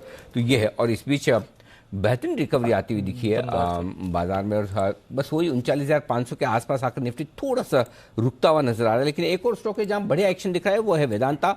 5% मजबूत 328 329 डे हाई पर ट्रेड करता हुआ वेदांता का शेयर। जरा इसके चार्ट पर किरण जी आपको देनी है राय, बताएं सर। वेदांता पे बहुत अच्छा एक्शन देखने को मिल रहा था। जिस तरीके से ये मूव आई है और अच्छे करेक्शन के बाद आई है, मेरा मानना है कि इधर से एक अच्छा खासा अपमूव और भी देखने को मिल जाना चाहिए। अभी अगर बाय करते हैं तो मेरा मानना है कि 315 का स्टॉप लॉस रहेगा, कैश लेवल्स की बात कर रहा हूं, और एक छोटा सा हर्डल 333 के आसपास है। ये एक बार निकल जाए तो मेरा मानना है कि 350 के आसपास के टारगेट्स आपको देखने को मिल जाने चाहिए।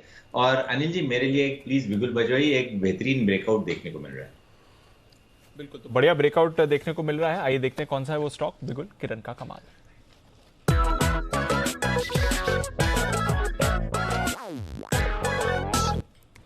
बताएं सर।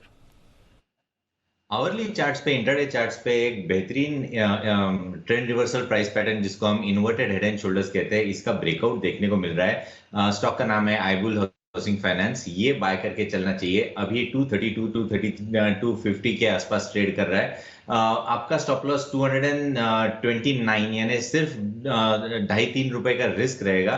और टारगेट्स के लिए मैं मानता हूं आपको 245 250 के लेवल्स पहले देखने को मिलेंगे, जहां पे रिव्यू लेना चाहिए। पर इवेंचुअली अगर आपके 4-5 दिन का व्यू है तो मैं मानता हूं कि 260 265 के लेवल्स भी देखने को मिल जाएंगे इस काउंटर पे। व्यू तो है 4-5 दिन का, लेकिन 4-5 दिन की गारंटी लेनी पड़ेगी आपको किरण जी की ये बैन में न जाए।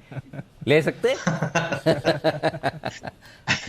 नहीं अनिल जी, पर बैन में भी गया तो भी ये स्टॉक चलेगा। तो अगर ऐसी बात है तो मैं सजेस्ट करूंगा आपको कॉल ऑप्शन के जरिए आप पोजीशंस ले, तो उधर कट करने की जरूरत नहीं पड़ेगी और कॉल ऑप्शन में बेहतरीन रिटर्न मिलता नजर आएगा। चार्ट पैटर्न बहुत बेहतरीन है, वॉल्यूम्स अच्छे हैं, तो मेरा मानना है कि कुल मिला के एक बहुत बेहतरीन ब्रेकआउट देखने को मिलेगा इस काउंटर पे। कोई बात नहीं, या तो ऑप्शंस खरीदें या फिर फ्यूचर्स में। बैन में अभी जाएगा तो भी अभी 3 बजे, अभी आप चिंता मत करिए। कल जा रहा होगा तो अभी बता देंगे आपको, आशीष तब डिसाइड कर लीजिएगा। वैसे संभावनाएं कम है कल बैन में जाने की भी। 1 आध दिन तो बाहर रहेगा, हो सकता है तब तक कि आपका काम हो जाए। भेल, इसके आएंगे रिजल्ट्स और वो आएंगे कल। कैसे रहेंगे रिजल्ट्स बता रहे हैं हमें वरुण। क्या कुछ बढ़िया आएगा कि ऐसे ढीले ढाले?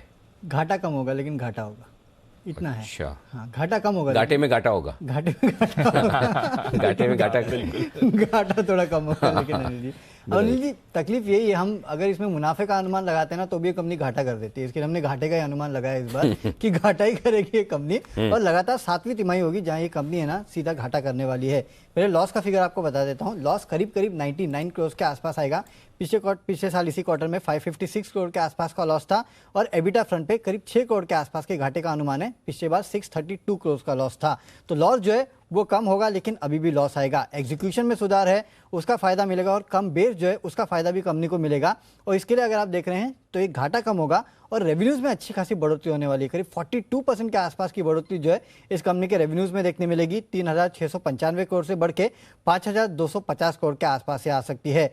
कच्चे माल में लागत में जो बढ़ोतरी हुई है उसका इम्पैक्ट इस कंपनी पे भी होगा। इसके लिए आप देख रहे हैं घाटा आने वाला है इस कंपनी पे। इसके अलावा ऑपरेटिंग लेवरेज जो है वो थोड़ी बहुत सुधरते हुए नजर आएगी। कुल ऑर्डर बुक जो है वो इस बार करीब 10,525 करोड़ के आसपास पहुंच सकती है। नए ऑर्डर जो है वो कुल ऑर्डर बुक जो है वो 1,07,000 करोड़ के आसपास पहुंच सकती है। अभी ऑर्डर बुक में जंप इसके लिए है क्योंकि हाल ही में आपको याद होगा कि nuclear power corporation of India से इस कंपनी को एक तगड़ा ऑर्डर मिला था। उसके चलते ओवरऑल ऑर्डर बुक जो है वो 3 गुना बढ़ते हुए नजर आएगी। लेकिन हाँ, ओवरऑल अगर आप देखेंगे तो इस बार भी कंपनी जो है लगातार 7वीं तिमाही है जहां घाटा करने वाली है। चलिए, तो लगातार 7वीं तिमाही है जहां घाटा रहेगा, बट घाटा कम होगा। देखते हैं कि अगर कोई पॉजिटिव सरप्राइज आ जाए तो मे बी कामकाजी तौर पर घाटा ना आए या फिर ओवरऑल बॉटम लाइन पर भी। बट अच्छा एग्जीक्यूशन है, कम बेस है, तो एटलीस्ट आई में आप अच्छी बढ़त एक्सपेक्ट करके चल सकते हैं। BHEL ये है काउंटर जो है फोकस में, इस पर भी एक राय लेंगे। पर उससे पहले सुमित जी हमारे साथ जुड़ रहे हैं, तो आइए चलते हैं सुमित जी के पास। कैश का ऑप्शन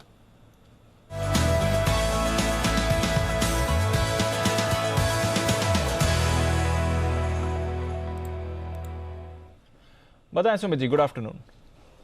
दीपांशु, बाय का स्टॉक है कैश का ऑप्शन में। सुबह हमने इंडेक्स दिया था, इंडेक्स के अंदर देखिए वन वे मूव देखने को मिल रहा है और सुबह हमने ऑलमोस्ट बॉटम पे पकड़ा था 17,850 का कॉल।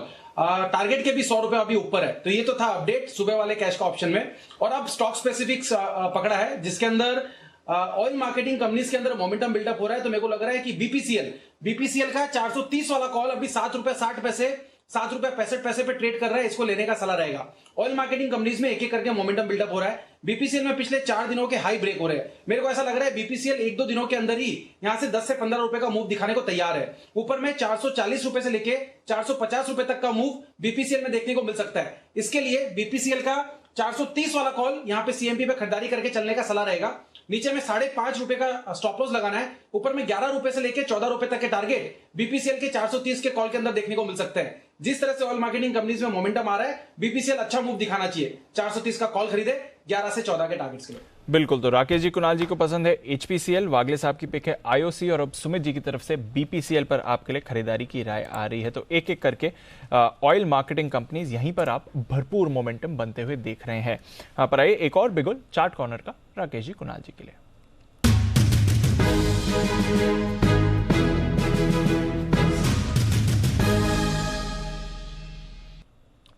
बताएं सर। दिपांशु, हमारा चार्ट कॉर्नर पिक है इंडियन एनर्जी एक्सचेंज IEX पर खरीदारी की राय है। इसमें देखें तो टेक्निकली एक ब्रेकआउट देखने को मिल रहा है। पिछले 7 दिनों के हाइस के ऊपर निकला है। एक पॉजिटिव क्रॉसओवर बोथ लीडिंग और लैगिंग इंडिकेटर्स पे देखने को मिला है। ओवर टू कुणाल जी।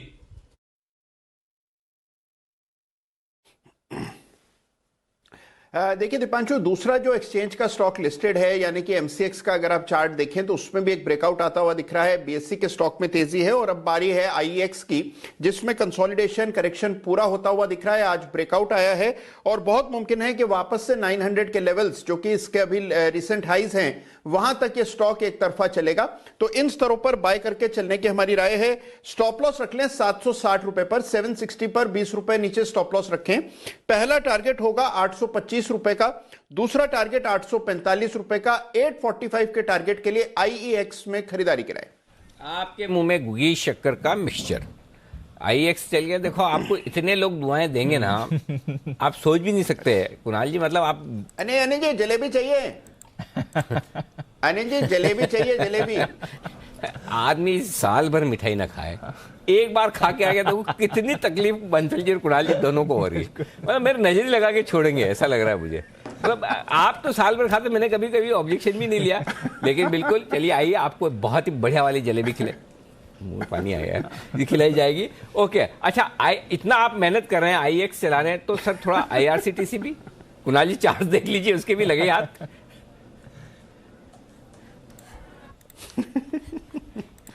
अनिल जी देखिए, चार्ट अच्छा है। IRCTC में भी करेक्शन देखिए बहुत विशेष हुआ, लोग बिल्कुल असहज हो गए। लेकिन अनिल जी देखिए, बिल्कुल सपोर्ट के आसपास से ही वापस से इसमें दम दिख रहा है। और मेरी राय में अनिल जी, इन स्तरों पर अगर आप थोड़ी हिम्मत करें तो यहां पर मेरी राय में खरीदारी करनी चाहिए। 800 पर ही सपोर्ट आना था, बिल्कुल उन्हीं स्तरों पर सपोर्ट मिला है। वापस से आज रिकवरी नीचे के स्तरों से अच्छी हुई है। मेरी राय में ये स्टॉक वापस से 950 1000 के लेवल्स दिखाएगा। अगर थोड़ा सा रिस्क बर्दाश्त कर सकते हो तो इन स्तरों पर बाय करना चाहिए। रिस्क की तो पूछो मत, कितनी बर्दाश्त कर सकते हैं। जब आप इतना बोल रहे हो तो थोड़ा सा और IEX भी हो गया, IRCTC भी हो गया, अब लगे हाथ ITC भी देख लीजिए। बंसल जी जरा ITC भी चलवा दे जरा। अरे अनिल जी देखिए, आपसे तो अनिल जी इस पे दुआएं मांगी गई हैं कि आप दुआ करेंगे ITC का ऊपर का सर्किट लगेगा, और अब आप ITC की तलवार का मुंह अनिल जी मेरी तरफ कर रहे हैं। अनिल जी ये गलत बात है अनिल जी। अच्छा, बाय द वे, जब मैंने पूछा कि नए साल पे आपकी एक विश जो आप चाहते हैं पूरी हो, मतलब 25% लोगों को ITC चाहिए कि ITC चल जाए, ITC का एक ऊपर का सर्किट लग जाए, ITC चल जाए।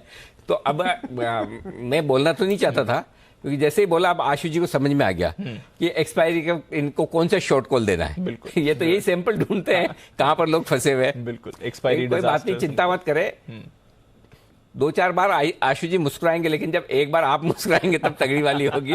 तो उम्मीद करें दोनों तरफ आपको मौके मिले। आइए तब तक वागले साहब दे रहे हैं आपको बेहतरीन मौके, बिगुल वागले का वंडर।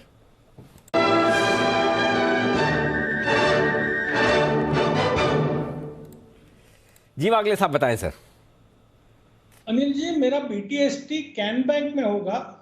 240 का एक इम्पोर्टेंट रेजिस्टेंस इसने फोर्स से क्लियर किया है, अभी 242 का भाव है। 2 रुपए का 2.5-2 रुपए का रिस्क लीजिए। 240 के नीचे जाता है काट लीजिए। ऑन द अपसाइड 248-249 के भाव आपको कल मिलने चाहिए। प्योर मोमेंटम कॉल है आज और कल के लिए। यह है आपके लिए कैनरा बैंक। यहाँ पर रखिए नजर, PSU बैंकिंग नेम्स जहाँ पर एक्शन है। अनिल जी का कन्विक्शन भी है स्पेस 150 रुपए से हम रिकमेंड कर रहे हैं। बिल्कुल, कैनरा बैंक तो आपके रेडार पर भी रहा है और अब देखिए 250 के लेवल्स क्रॉस करने की तैयारी में है। वागले साहब का कॉल, फाइनल टारगेट 249 का। पर एक स्टॉक सर जिसका टारगेट हो गया है हिट, आज सुबह भी बात हो रही थी, रेमंड बढ़िया एक्शन है और 520 का 521 का बल्कि आज इसने हाई बनाया है, तो आपके सारे टारगेट इस पर हिट हो गए सर। बिल्कुल क्या करना है? 520 रेमंड्स का 520 का फाइनल टारगेट आ चुका है, तीसरा टारगेट भी। बिल्कुल आप चाहें तो प्रॉफिट बुक कर लें, चाहे तो स्टॉप लॉस 510 पर ट्रेल करके रखें। वैसे तो तीनों टारगेट आने के बाद 75% तो बुक कर ही लेना जी, इसमें कोई डाउट नहीं। और ये तो कैश का स्टॉक है, फ्यूचर है नहीं कि आपको मतलब 75% नहीं कर, एक लोड का 75% कैसे बुक करेंगे। कैश में आप डिलीवरी तोड़ कर ही सकते हैं, तो प्रॉफिट बुक करें और 25% को राइड करें, ये ज़्यादा ठीक होगा। तो सारे टारगेट्स आए, रेमंड्स के भी आए और मेरे ख्याल से एक और स्टॉक जो था, हाँ, अशोक लेलैंड, जम्मू एंड कश्मीर बैंक, अशोक लेलैंड का पहला टारगेट हासिल हुआ, उसके बाद थोड़ा सा प्रॉफिट बुकिंग आया है। तो इसीलिए हमने कहा कि आज अपनी कॉस्ट का स्टॉप लॉस कर लें, जब टारगेट एक बार आ जाए उसके बाद कॉस्ट का या डे लो का स्टॉप लॉस कर लें, वो ज़्यादा ठीक रहेगा। आइए बढ़ते हैं आगे। बैंक, फाइनेंस कंपनियां और हाउसिंग फाइनेंस कंपनियां, ये 3 जगह ऐसी है जहां पर आपको उम्मीद की नजर से इनको देखना चाहिए। ये बताओ क्यों?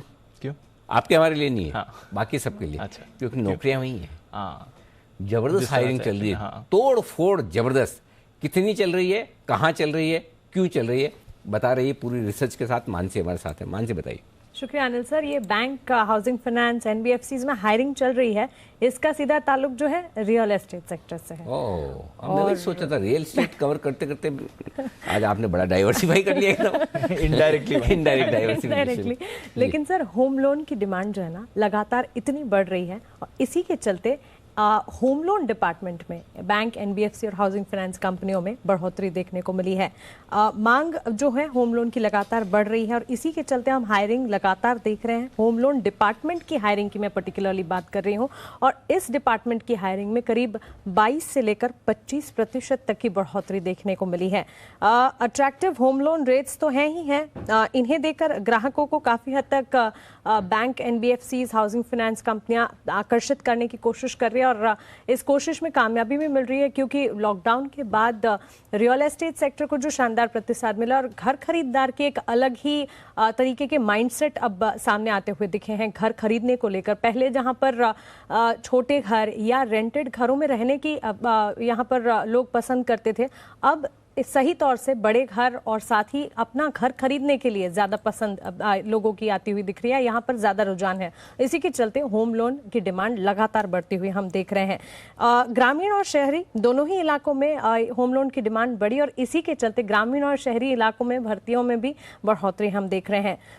सेल्स फंक्शन, अब इसमें भी पर्टिकुलरली कौन सा सेगमेंट है जिसमें सबसे ज़्यादा भर्तियां हो रही हैं, सबसे ज़्यादा हायरिंग हो रही है? सेल्स फंक्शन जो है उसमें करीब 90% की भर्ती हो रही है, यानी कि जो एक स्लैब होता है 15,000 से 20,000 तक की तनख्वाह वाला, उस स्लैब में सबसे ज़्यादा, जहां पर सेल्स क्लियरली हम कहते हैं प्योर सेल्स में ज़्यादा हायरिंग होती हुई दिख रही है। घर खरीदार बड़े घर को अब ज़्यादा दे रहे हैं इंपॉर्टेंस, साथ ही रेंट में नहीं रहना पसंद कर रहे और खुद का घर खरीदने के बारे में सोच रहे। इसी के चलते एक टेबल भी आप अपने टीवी स्क्रीन पर देखेंगे जहां पर बैंक, NBFC इन तमाम के जो रेट्स हैं, होम लोन रेट्स, वो हम दिखा रहे हैं। और होम लोन रेट्स और होम लोन की मांग जो है वो बढ़ रही है, इसी के चलते हम देख रहे हैं कि होम लोन सेगमेंट जो है या होम लोन डिपार्टमेंट जो है उसमें हायरिंग बढ़ रही है। तो दीप के लेवल पे कोई ऐसी बड़ी हायरिंग नहीं है या दीप से ऊपर के लेवल पे ऐसा? नहीं, ये सेल्स डिपार्टमेंट में है। ओ, हमने फालतू में लिंक किया। हमारे लिए तो कुछ अच्छी खबर है। वही होता है कई बार हेडलाइन से ऐसा लगता है कि बहुत बढ़िया खबर, अंदर देखते तो कुछ नहीं, मान से कुछ निकला ही नहीं हमारे लिए। पर सर हमें इसकी जरूरत भी नहीं है ना। वाह, क्या बात है। हाँ चलिए, जिनके लिए अच्छी खबर आए वही बढ़िया। तो बैंक्स, एनबीएफसी और हाउसिंग फाइनेंस कंपनियों में सेल्स के लेवल पर और स्पेशली फ्रेशर्स और कम एक्सपीरियंस वाले जो लोग हैं नीचे के लेवल पर हायरिंग बढ़ी, ये एक तरह से अच्छी खबर है। उसका रीज़न बताता हूँ। एक लेवल पे आने के बाद जैसे आशु सर है हमारे, Ashu sir is ultra HNI, right. अब आशु सर के आप कितनी भी सैलरी बढ़ा दो, कितना भी उनको बोनस दे दो, ठीक है, सेविंग में ही जाएगा। जितना वो कंज्यूम करते हैं, जितना कंजम्पशन करते हैं, जितना खर्च करते हैं, उतना करते ही हैं, ऑलरेडी कर ही रहे। अब तो बचेगा।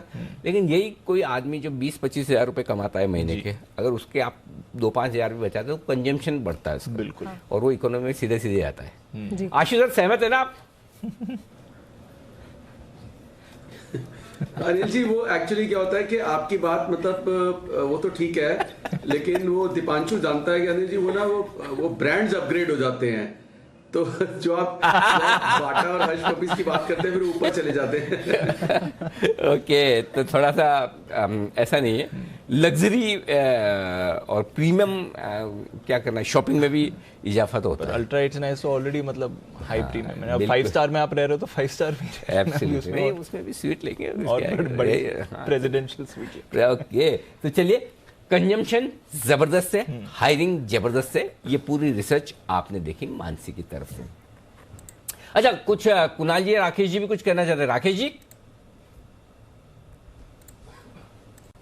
देखिए अनिल जी, बिल्कुल आशु जी अल्ट्रा HNI है, और अनिल जी अल्ट्रा HNI की पहचान होती है अनिल जी, वो कभी किसी के दोस्त के साथ होते हैं तो उसको अनिल जी बिल नहीं देने देते, और ये आशु जी का इतिहास रहा है, हमेशा क्रेडिट कार्ड निकाला है। और ये जो लग्जरी ब्रांड्स की बात कर रहे हैं अनिल जी, ना आशु जी सिर्फ खरीदते हैं, इनको स्पेशल डिस्काउंट भी मिलता है। अगर ये फोन करते हैं शॉप पर तो डिस्काउंट कम होता है, खुद प्रेजेंट होते हैं फिजिकली तो डिस्काउंट ज्यादा होता है, और कुणाल जी को इन्होंने 1-2 बार डिस्काउंट दिलाया भी है। पहले तो ये आपने ये बात पहले बताई क्यों नहीं?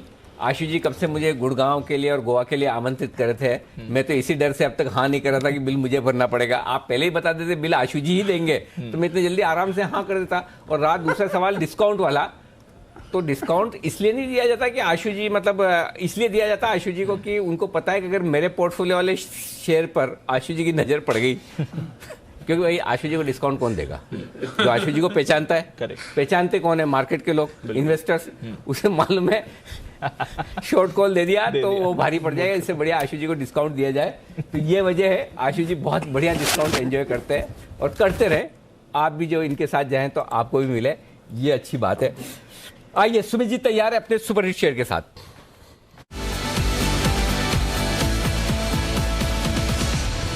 बताएं सुमित जी।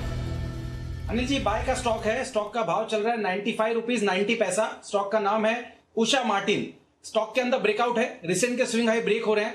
अक्टूबर 2010 के हायर लेवल्स पे स्टॉक आ चुका है। मेरे को लग रहा है कि स्टॉक के अंदर यहां से बड़ा मूव देखने को मिलने वाला है। सेंचुरी लगाने को तैयार है। उषा मार्टिन में खरीदारी करें। 101 रुपए का पहला टारगेट बनेगा, 108 रुपए का दूसरा टारगेट बनेगा। स्टॉक के अंदर नीचे में जो सपोर्ट है 91 रुपए 92 रुपए के आसपास है, तो 92 के नीचे का स्टॉप लॉस लगा के उषा मार्टिन में खरीदारी करें। 101 रुपए से लेके 108 रुपए तक का मूव इसी हफ्ते में देखने को मिल सकता है। ओके, तो ये है आपके लिए उषा मार्टिन पर खरीदारी की राय। आइए एक बिगुल किरण जी के लिए, किरण का कमाल।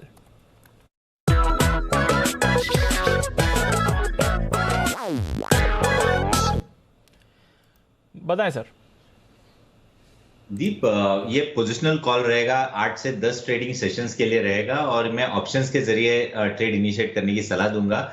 बाय करना है कोलपाल। कोलपाल ने बहुत ही अच्छा बेस बिल्डिंग फॉर्मेशन किया है और उधर से आप भी निकल रहा है। बहुत अच्छे करेक्शन के बाद पहली बार इंपॉर्टेंट रेजिस्टेंसेस तोड़ रहा है। तो मेरा मानना है कि आपको 1540 का कॉल ऑप्शन जो कि लगभग 40-41 के आसपास मिल रहा है वो बाय करना है। स्टॉप लॉस एकदम 7 रुपए नीचे 33 का स्ट्रिक्ट रखना है और 10 ट्रेडिंग डेज के लिए ये कॉल ऑप्शन रखना है। आपको इधर से 80 से 90 का टारगेट देखने को मिलेगा, यानी रिस्क 7 रुपए की है, टारगेट लगभग 40 रुपए का है, तो रिस्क टू रिवॉर्ड रेशियो में बहुत ही बेहतरीन देखने को मिलेगा।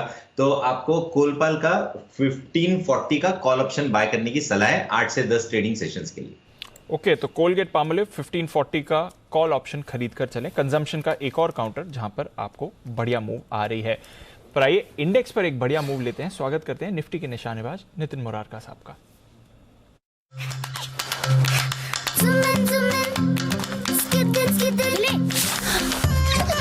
एबिक्स कैश हर खुशी के लिए काफी है।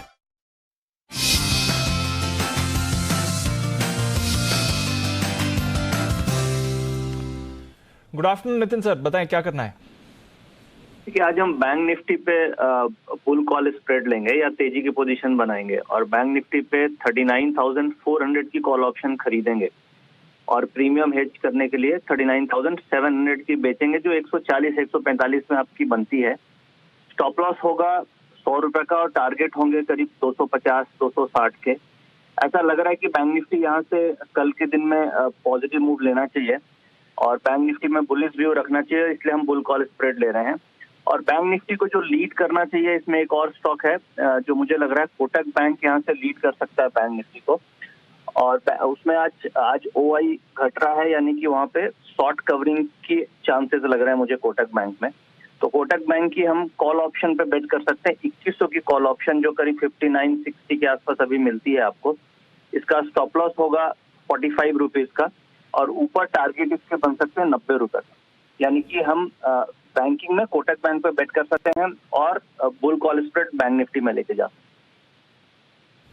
ओके, तो बेसिकली नितिन जी, स्प्रेड बनाना है, 39,400 की कॉल खरीदनी है और 39,700 की कॉल बेचनी है। सर, कितने कॉस्ट में बन रही है ये देखिए 140-145 अभी बन रही है। स्टॉप लॉस 100 रुपए का रख रहे हैं और टारगेट 250 का रख रहे हैं। यानी ऐसा लग रहा है कि इस एक्सपायरी में 39,700 के ऊपर हम लोग निकल जाएंगे, इसलिए हम बैंक निफ्टी की बुल कॉल स्प्रेड ले रहे हैं। और साथ में मैंने एक स्टॉक लिया है क्योंकि स्टॉक में डेटा बहुत अच्छा बन रहा है कोटक बैंक में, और कोटक बैंक प्रीवियस वीक के हाई को ब्रेक कर रहा है, तो वो भी एक डेटा पॉजिटिव है। शॉर्ट कवरिंग हो रही है ऑप्शंस में, शॉर्ट कवरिंग हो रही है फ्यूचर्स के डेटा में। तो कुल मिला के ऐसा लग रहा है कि कोटक बैंक यहाँ से लीड कर सकता है, जो करीब 2150 की तरफ जा सकता है, इसलिए हम कोटक बैंक की कॉल ऑप्शन लेके चलते हैं। ओके, तो ये है आपके लिए कोटक बैंक का कॉल ऑप्शन खरीद कर जाएं। सलाह आ रही है नितिन जी की तरफ से। और साथ ही बैंक निफ्टी पर बुल कॉल स्प्रेड बनाएं, 39,400 खरीदनी है, 39,700 की कॉल बेचनी है और 250-260 के टारगेट्स के लिए। तो बढ़िया मूव आ रही है बैंक निफ्टी में भी। नितिन जी का भरोसा आपको बनते हुए दिख रहा है इस समय। आरबीएल बैंक पर निचले स्तरों से एक्शन बना है। एयू स्मॉल फाइनेंस बैंक पर खरीदारी आपको आती हुई दिख रही है। नजर रखिए इन दोनों काउंटर्स पर। पीएनबी हालांकि बैन में है, पर यह भी आपको मोमेंटम में आते हुए दिख रहा है। तो कुछ बैंकिंग काउंटर्स हैं जहां पर आपको एक्शन दिखेगा। इस बीच पूना वाला फिनकॉप, इसमें करीब 47 लाख शेयर्स के कई बड़े सौदे होते हुए दिख रहे हैं। हालांकि स्टॉक थोड़े दबाव में है इस समय, प्राइस निकालने की कोशिश करेंगे। 175 पर फिलहाल ट्रेड कर रहा है, पर पूना वाला फिनकॉप पर रखिए नजर। बड़े सौदे इस काउंटर पर होते हुए दिख रहे हैं। एक और काउंटर जो एक्शन में है एमसीएक्स, इस पर भी एक बड़ा रिबाउंड है। आज हमने देखा आईएक्स भी एक्शन में आ रहा है और एमसीएक्स में इस समय खरीदारी हो रही है। किरण जी, जरा एमसीएक्स के चार्ट देखें, 1840 के लेवल पर आते हुए दिख रहा है। क्या चल रहा है इस काउंटर में सर? चार्ट पैटर्न बढ़िया है और जो गैप था वो निकल गया है और मेरा मानना है कि आपको लॉन्ग पोजीशंस रखने चाहिए। थोड़ा सा डीप डाउन स्टॉप लॉस रहेगा, 1785 का रहेगा और टारगेट्स के लिए मैं मानता हूं कि जो मोमेंटम अगर चालू रहेगा तो 1950-2000 के लेवल्स आपको जल्दी देखने को मिलेंगे। बिल्कुल, तो एमसीएक्स पर रखिए नजर। एक्सचेंज स्टॉक्स बाउंस बैक दिखा रहे हैं। आईएक्स, एमसीएक्स दोनों में आपको आज अच्छा एक्शन बनते हुए दिख रहा है। आइए एक बिगुल सुमित जी के लिए, सुमित के सुपरहिट।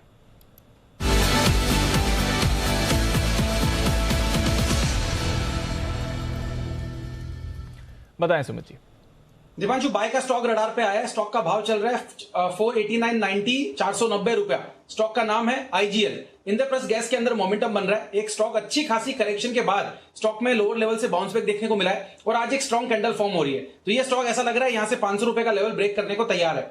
यहां पे स्टॉक में खरीदारी कर सकते हैं। 500 का पहला टारगेट बनेगा, 510 का दूसरा टारगेट बनेगा। 2-3 दिन के अंदर ही स्टॉक में मोमेंटम में टारगेट्स देखने को मिलने चाहिए। नीचे में स्टॉक का जो सपोर्ट है 477, 478 के आसपास है। 477, 478 का स्टॉप लॉस लगा के आईजीएल में खरीदारी करें। 500 से 510 के टारगेट यहां से इमीडिएटली शॉर्ट टर्म में देखने को मिलने चाहिए। बिल्कुल, तो 505 के टारगेट के लिए IGL में करनी है आपको खरीदारी। अब पूना वाला फिनकॉप पर एक बार वापस नजर डालिए, क्योंकि अब 3 करोड़ शेयर्स के कई सौदे होते थे। तो पहले एक 46 लाख के शेयर्स का ब्लॉक, 47 लाख शेयर्स के ब्लॉक सामने आया। अब 3 करोड़ शेयर्स के कई सौदे आपको इस काउंटर पर होते दिखें। तो कुछ तो हो रहा है इस चार्ट में, हालांकि दबाव में है, ज्यादा लिक्विड भी नहीं है, ज्यादा फोकस में भी नहीं आता है बाजार के। पर एक बार कुणाल जी जरा चार्ट पर राय दें, क्योंकि इतने बड़े सौदे हो रहे दिख रहे हैं। 3 करोड़ शेयर्स पूना वाला फिनकॉप में। देखिए दीपांशु, मुझे लगता है सौदों के चलते ही इसमें कुछ गिरावट आज आपको देखने को मिल रही है, क्योंकि बाकी सारे एनबीएफसीज आउट परफॉर्म कर रहे हैं। इसमें कुछ गिरावट ऊपरी स्तरों से आई है, लेकिन मुझे लगता है ओवरऑल स्ट्रक्चर काफी मजबूत है। गिरावट में खरीदारी की राय है, और मान लीजिए स्टॉक गिर करके 162-63 के लेवल्स पर मिल जाता है तो वहां पर इसको मध्यम अवधि के लिए खरीदें। ट्रेडिंग के लायक फिलहाल नहीं है, लेकिन निचले स्तरों पर अगर मिलता है तो इन्वेस्टमेंट के लिहाज से नीचे के लेवल्स पर खरीद सकते हैं। और बड़े डिस्काउंट्स पर हो रही है, इसलिए आप शेयर में भी गिरावट देख रहे हैं। 173.50 एवरेज प्राइस है, जहां पर कई बड़े ब्लॉक्स होते हुए आपको दिखे हैं पूना वाला फिनकॉप के लिए। करीब 4% इक्विटी ने हाथ बदले हैं इस समय। तो डिटेल्स देखनी पड़ेंगी कि एग्जैक्टली हुआ क्या है। कहीं प्रमोटर की तरफ से कुछ एक्शन हुआ है या फिर किसी फंड की तरफ से हुआ है, बट बड़ा एक्शन पूना वाला फिनकॉप में आपको होते हुए दिख रहा है। 4% की इक्विटी ने हाथ चेंज करा है अभी अभी थोड़ी देर में, और 173.50 के आसपास के ये बड़े सौदे होते हुए दिख रहे हैं। इसलिए आप देख रहे हैं शेयर में करीब 3% की गिरावट है। पर एक एनबीएफसी जो अच्छे एक्शन में है, हमने देखा मुहूर्त ट्रेडिंग सेशन के दिन भी एक्टिव था, उस दिन अपने नतीजों पर रिएक्ट कर रहा था, पर असली मूव आज इस पर आती हुई दिखी है मुथूट फाइनेंस। वागले साहब जरा राय दें इस पर। 8.5% ऊपर मुथूट फाइनेंस। दीपांशु, एक क्लियर कट ब्रेकआउट है। एक्चुअली वो 1620 के आसपास वो लेवल का ब्रेकआउट है, तो अभी बाय करने का कोई मतलब नहीं है, लेकिन ये 1700 के पार सूनर देन लेटर जाएगा। इसमें मोमेंटम है, अगर गिरावट आती है 1640 1650 ये रेंज में बाय करके चले। 1625 के स्टॉप लॉस, 1710 1720 तक के टारगेट आपको 2 से 3 दिन चाहिए। तो ये है राय आपके लिए इस वक्त आती हुई इन सभी स्टॉक्स पर। आइए, वक्त है बैन से बेनिफिट का।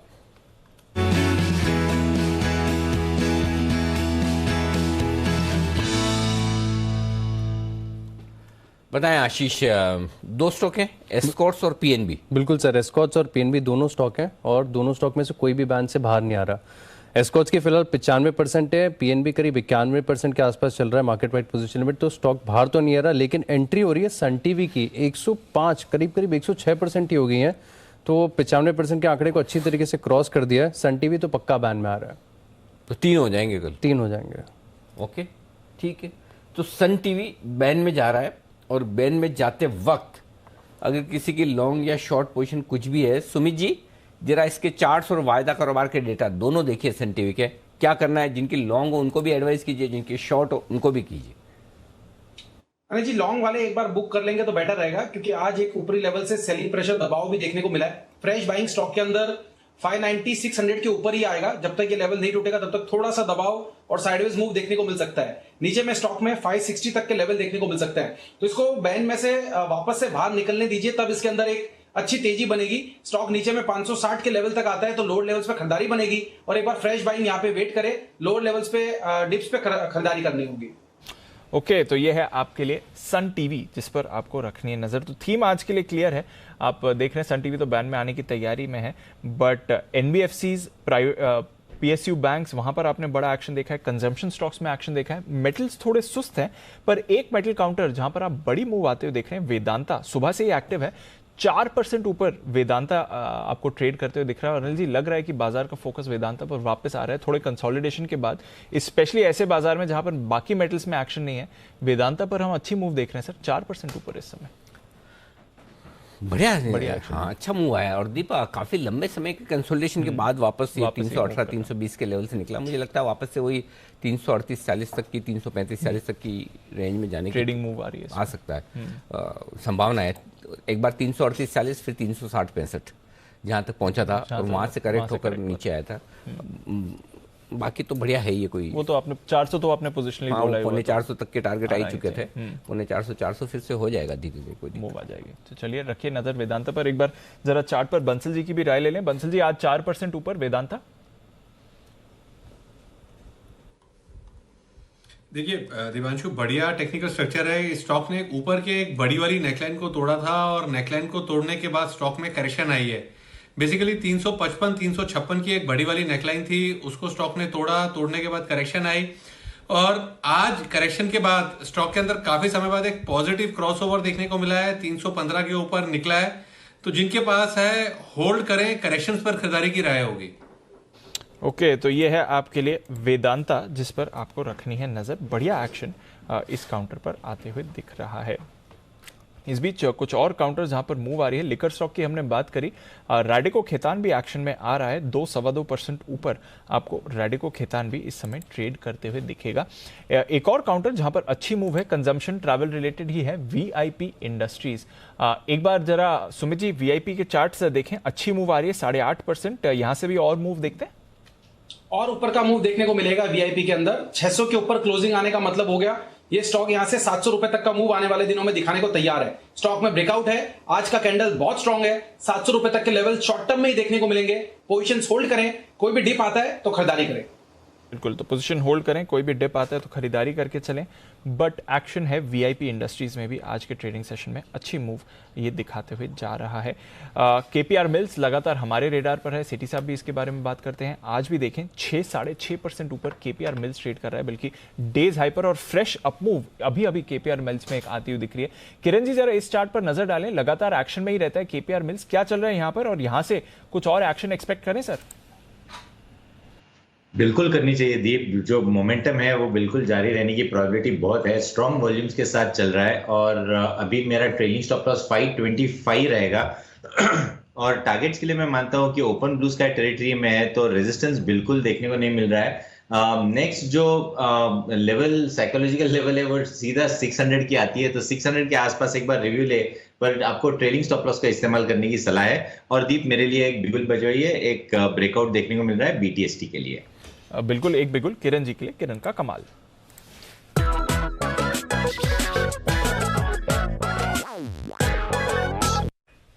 बताएं सर। कल के लिए बाय करना है टेक महिंद्रा। टेक्नोलॉजी स्टॉक्स में काफी अच्छी मोमेंटम देखने को मिल रही है, तो टेक महिंद्रा बाय करना है आपको। 1545 का मेरा स्टॉप लॉस रहेगा फ्यूचर्स में और टारगेट्स के लिए 1585 1590 के टारगेट्स कल सवेरे फर्स्ट हाफ में देखने को मिल जाने चाहिए। टेक महिंद्रा खरीदारी करके चलें, टेक्नोलॉजी स्पेस का दिग्गज, अच्छे मोमेंटम में ये काउंटर भी दिख रहा है। पर आइए आखिरी 10 मिनट क्या करके जाना है कल के लिए, कैसे रखें अपनी पोजीशंस की तैयारी, जानते हैं अनिल जी के साथ मार्केट स्ट्रैटेजी में।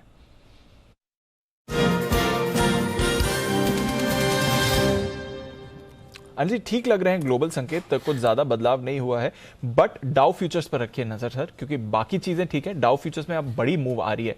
शो के शुरुआत में 50 पॉइंट्स नीचे थे, उसके मुकाबले देखें तो 75 पॉइंट ऊपर डाउ फ्यूचर्स हैं। तो आज शाम को अमेरिका में फिर से फायरवर्क्स हो सकते हैं सर। बिल्कुल दीप, लॉन्ग पोजीशन को आप इंटैक्ट रखें, फ्रेश लॉन्ग पोजीशन भी बना सकते हैं। फ्रेश लॉन्ग पोजीशन, हाँ, ध्यान नहीं दिया इसलिए मैं रुक गया। मैंने इतना बड़ा पोज लिया, मैंने कहा आप सोचोगे अनिल जी ने लास्ट क्या बोला था। बना सकते हैं यहाँ पर। आज अच्छा ब्रेकआउट मिला है जी, मतलब 17,925 के ऊपर की क्लोजिंग में देख रहा था, ये तो उससे भी मतलब करीबन 150 पॉइंट ऊपर की मिली। बढ़िया क्लोजिंग 18,000 के ऊपर की मिली है, तो बढ़िया है। बैंक निफ्टी जरूर उतना साथ नहीं दे रहा, लेकिन फिर भी ये क्लोजिंग अच्छी मिली, तो मुझे लगता है लॉन्ग पोजीशन बरकरार रखनी चाहिए। जो है वो भी लेकर जाए और जो नहीं है तो लेना है तो ले भी सकते। ओके, तो फ्रेश लॉन्ग पोजीशंस बनाकर जाएं और बैंक निफ्टी पे भी बना लें सर, या निफ्टी पर? दोनों पर बना सकते हैं। चलिए, तो फ्रेश लॉन्ग पोजीशन बना के जाएं, निफ्टी बैंक निफ्टी दोनों पर। और कल के ट्रेडिंग सेशन के लिए एक और अच्छा दिन हो सकता है बाजार के लिए, इसके लिए आप हो जाइए तैयार। इन्फो एज, इस पर एक अच्छा ब्रेकआउट आते हुए दिख रहा है, करीब 1-1.25% अभी एक मूव आई है info as per. Bansal ji जरा इन्फो एज का चार्ट देखें, अभी जो मूव आई है, बीटीएसटी कैंडिडेट बनता है सर?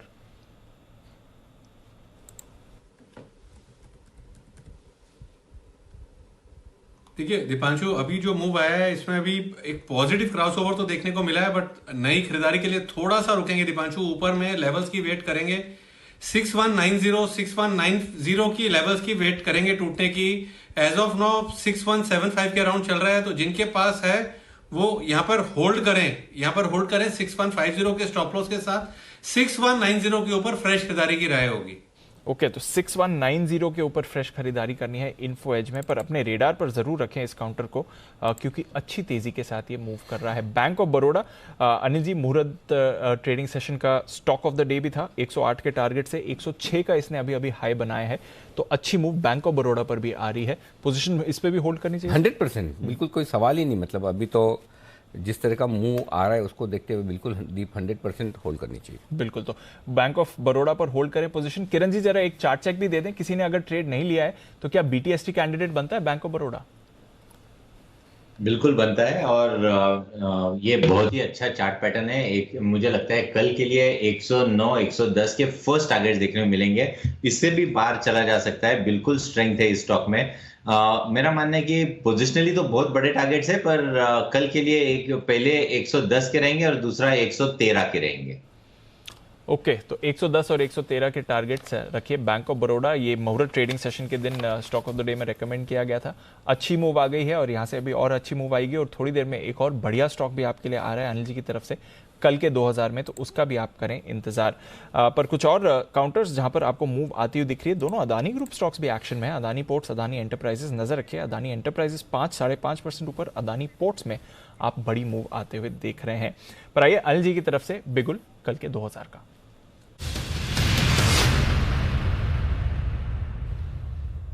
दीप, खरीदारी करने की राय, और खरीदारी करनी है बैंक निफ्टी में 39,475 39,480 के आसपास बैंक निफ्टी के स्पॉट लेवल्स हैं। 39,400 का कॉल ऑप्शन खरीदना है। 39,400 का कॉल ऑप्शन खरीदिए। 400-420 रुपए की रेंज में, 400-425 रुपए की रेंज में जो भी मिले वहां पर खरीदिए। ऊपर का जो टारगेट बनेगा वो बनेगा, पहला टारगेट 490 का, ओके, दूसरा टारगेट 540 का, और तीसरा टारगेट 590 का। इन 3 टारगेट के लिए 380 का स्टॉप लॉस लगाकर खरीदेगा। छोटा स्टॉप लॉस है 380 का, और जिनको थोड़ा सा डीप स्टॉप लॉस रखना है वो स्टॉप लॉस 300 का रख सकते हैं। अपनी रिस्क लेने की कैपेसिटी के हिसाब से स्टॉप लॉस रखें। 380 का एकदम छोटा, जो BTST के तौर पर आज लेकर कल सुबह ही बेचने की सोचें वो, और जिनको थोड़ा सा डीप स्टॉप लॉस रखना है वो 300 का रखें। ऊपर की तरफ 490, 540 और 590 3 टारगेट के लिए बैंक निफ्टी के कॉल ऑप्शंस में खरीदारी करने की राय। और वो मैं इसलिए कह रहा हूँ दीप, मुझे ऐसा लगता है कि जिस तरह की डे हाई पर जाकर निफ्टी क्लोजिंग दे रहा है, उसको देखते हुए ऐसा मुझे फील हो रहा है कि कल बैंक निफ्टी सीधा 39,500 39,600 की रेंज के ऊपर खुलेगा। अब देखिए बैंक निफ्टी भी 39,500 तक आता हुआ दिखा है, और इसके ऊपर खुल के बैंक निफ्टी आपको 39,750 850 की रेंज तक जाता हुआ दिख सकता है। तो उस लिहाज से मुझे लगता है कि कल सुबह सुबह एक पहला मौका, और वैसे भी अब तो डाउ फ्यूचर्स भी आपके 75-80 पॉइंट ऊपर हो गए, करेक्ट। सो एक बढ़िया चांस बन सकता है ऑप्शंस के जरिए बैंक निफ्टी के फ्यूचर्स कॉल ऑप्शन खरीदने की राय। 39,400 का in the money call option खरीदिएगा। बिल्कुल, तो 39,400 in the money call option खरीद कर जाएं। बल्कि जब से अनिल जी ने स्ट्रैटेजी दी है, बात करते करते हमने देखा है बैंक निफ्टी पर करीब 100 अंकों की रिकवरी आपने आती हुई देखी है। तो बैंक निफ्टी मोमेंटम है, डेज हाई पर है। निफ्टी 18,100 से ज्यादा दूर नहीं आपको इस समय निफ्टी दिखेगा, करीब 170 पॉइंट्स ऊपर इस समय। आइए एक बिगुल सुमित जी के लिए, सुमित के सुपर हिट।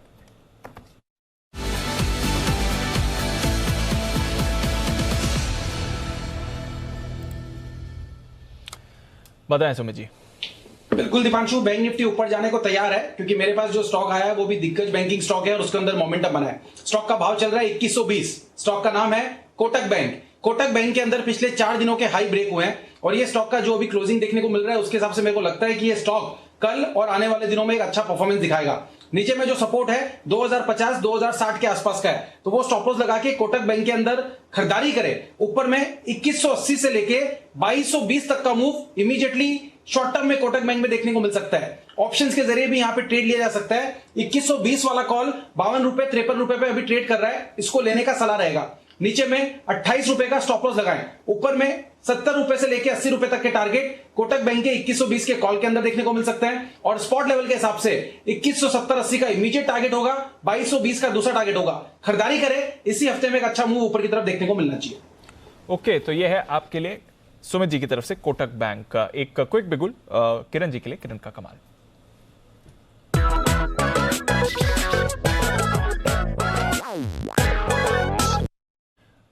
बताएं किरण जी।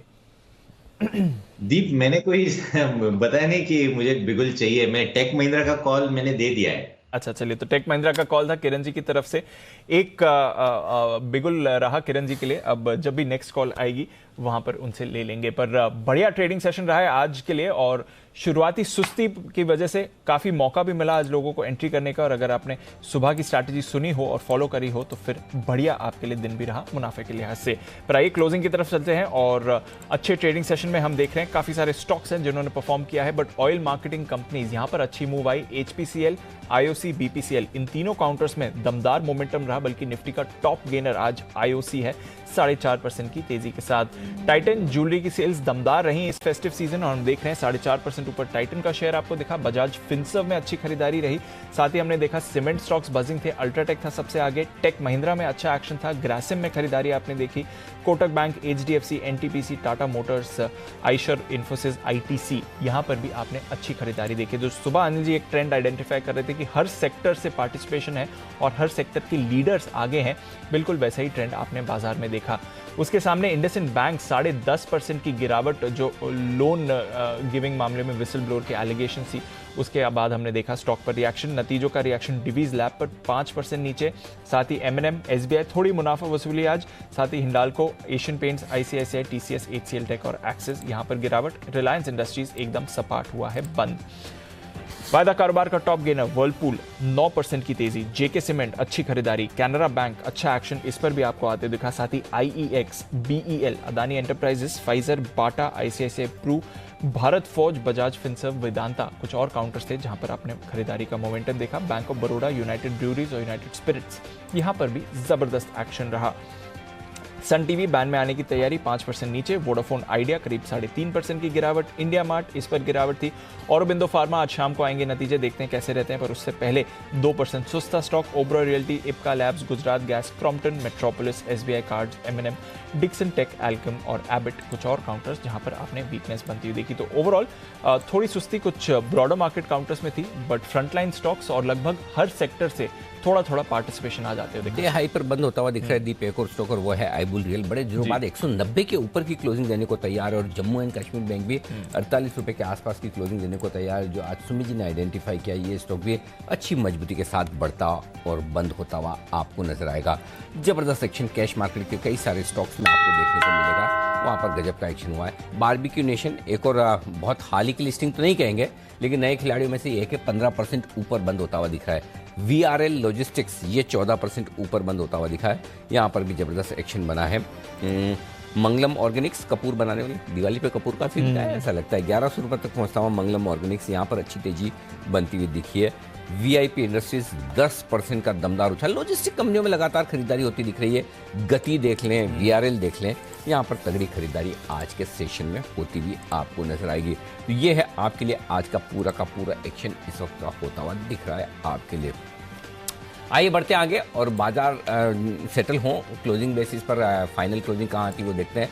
तब तक बाजार बंद होने के बाद का एक्शन हम आपको बता दें। अब तक सुनते थे आप कि लोगों को ईमेल, फेसबुक, ट्विटर और सोशल मीडिया इन सारे अकाउंट पर हैक किया जाता है।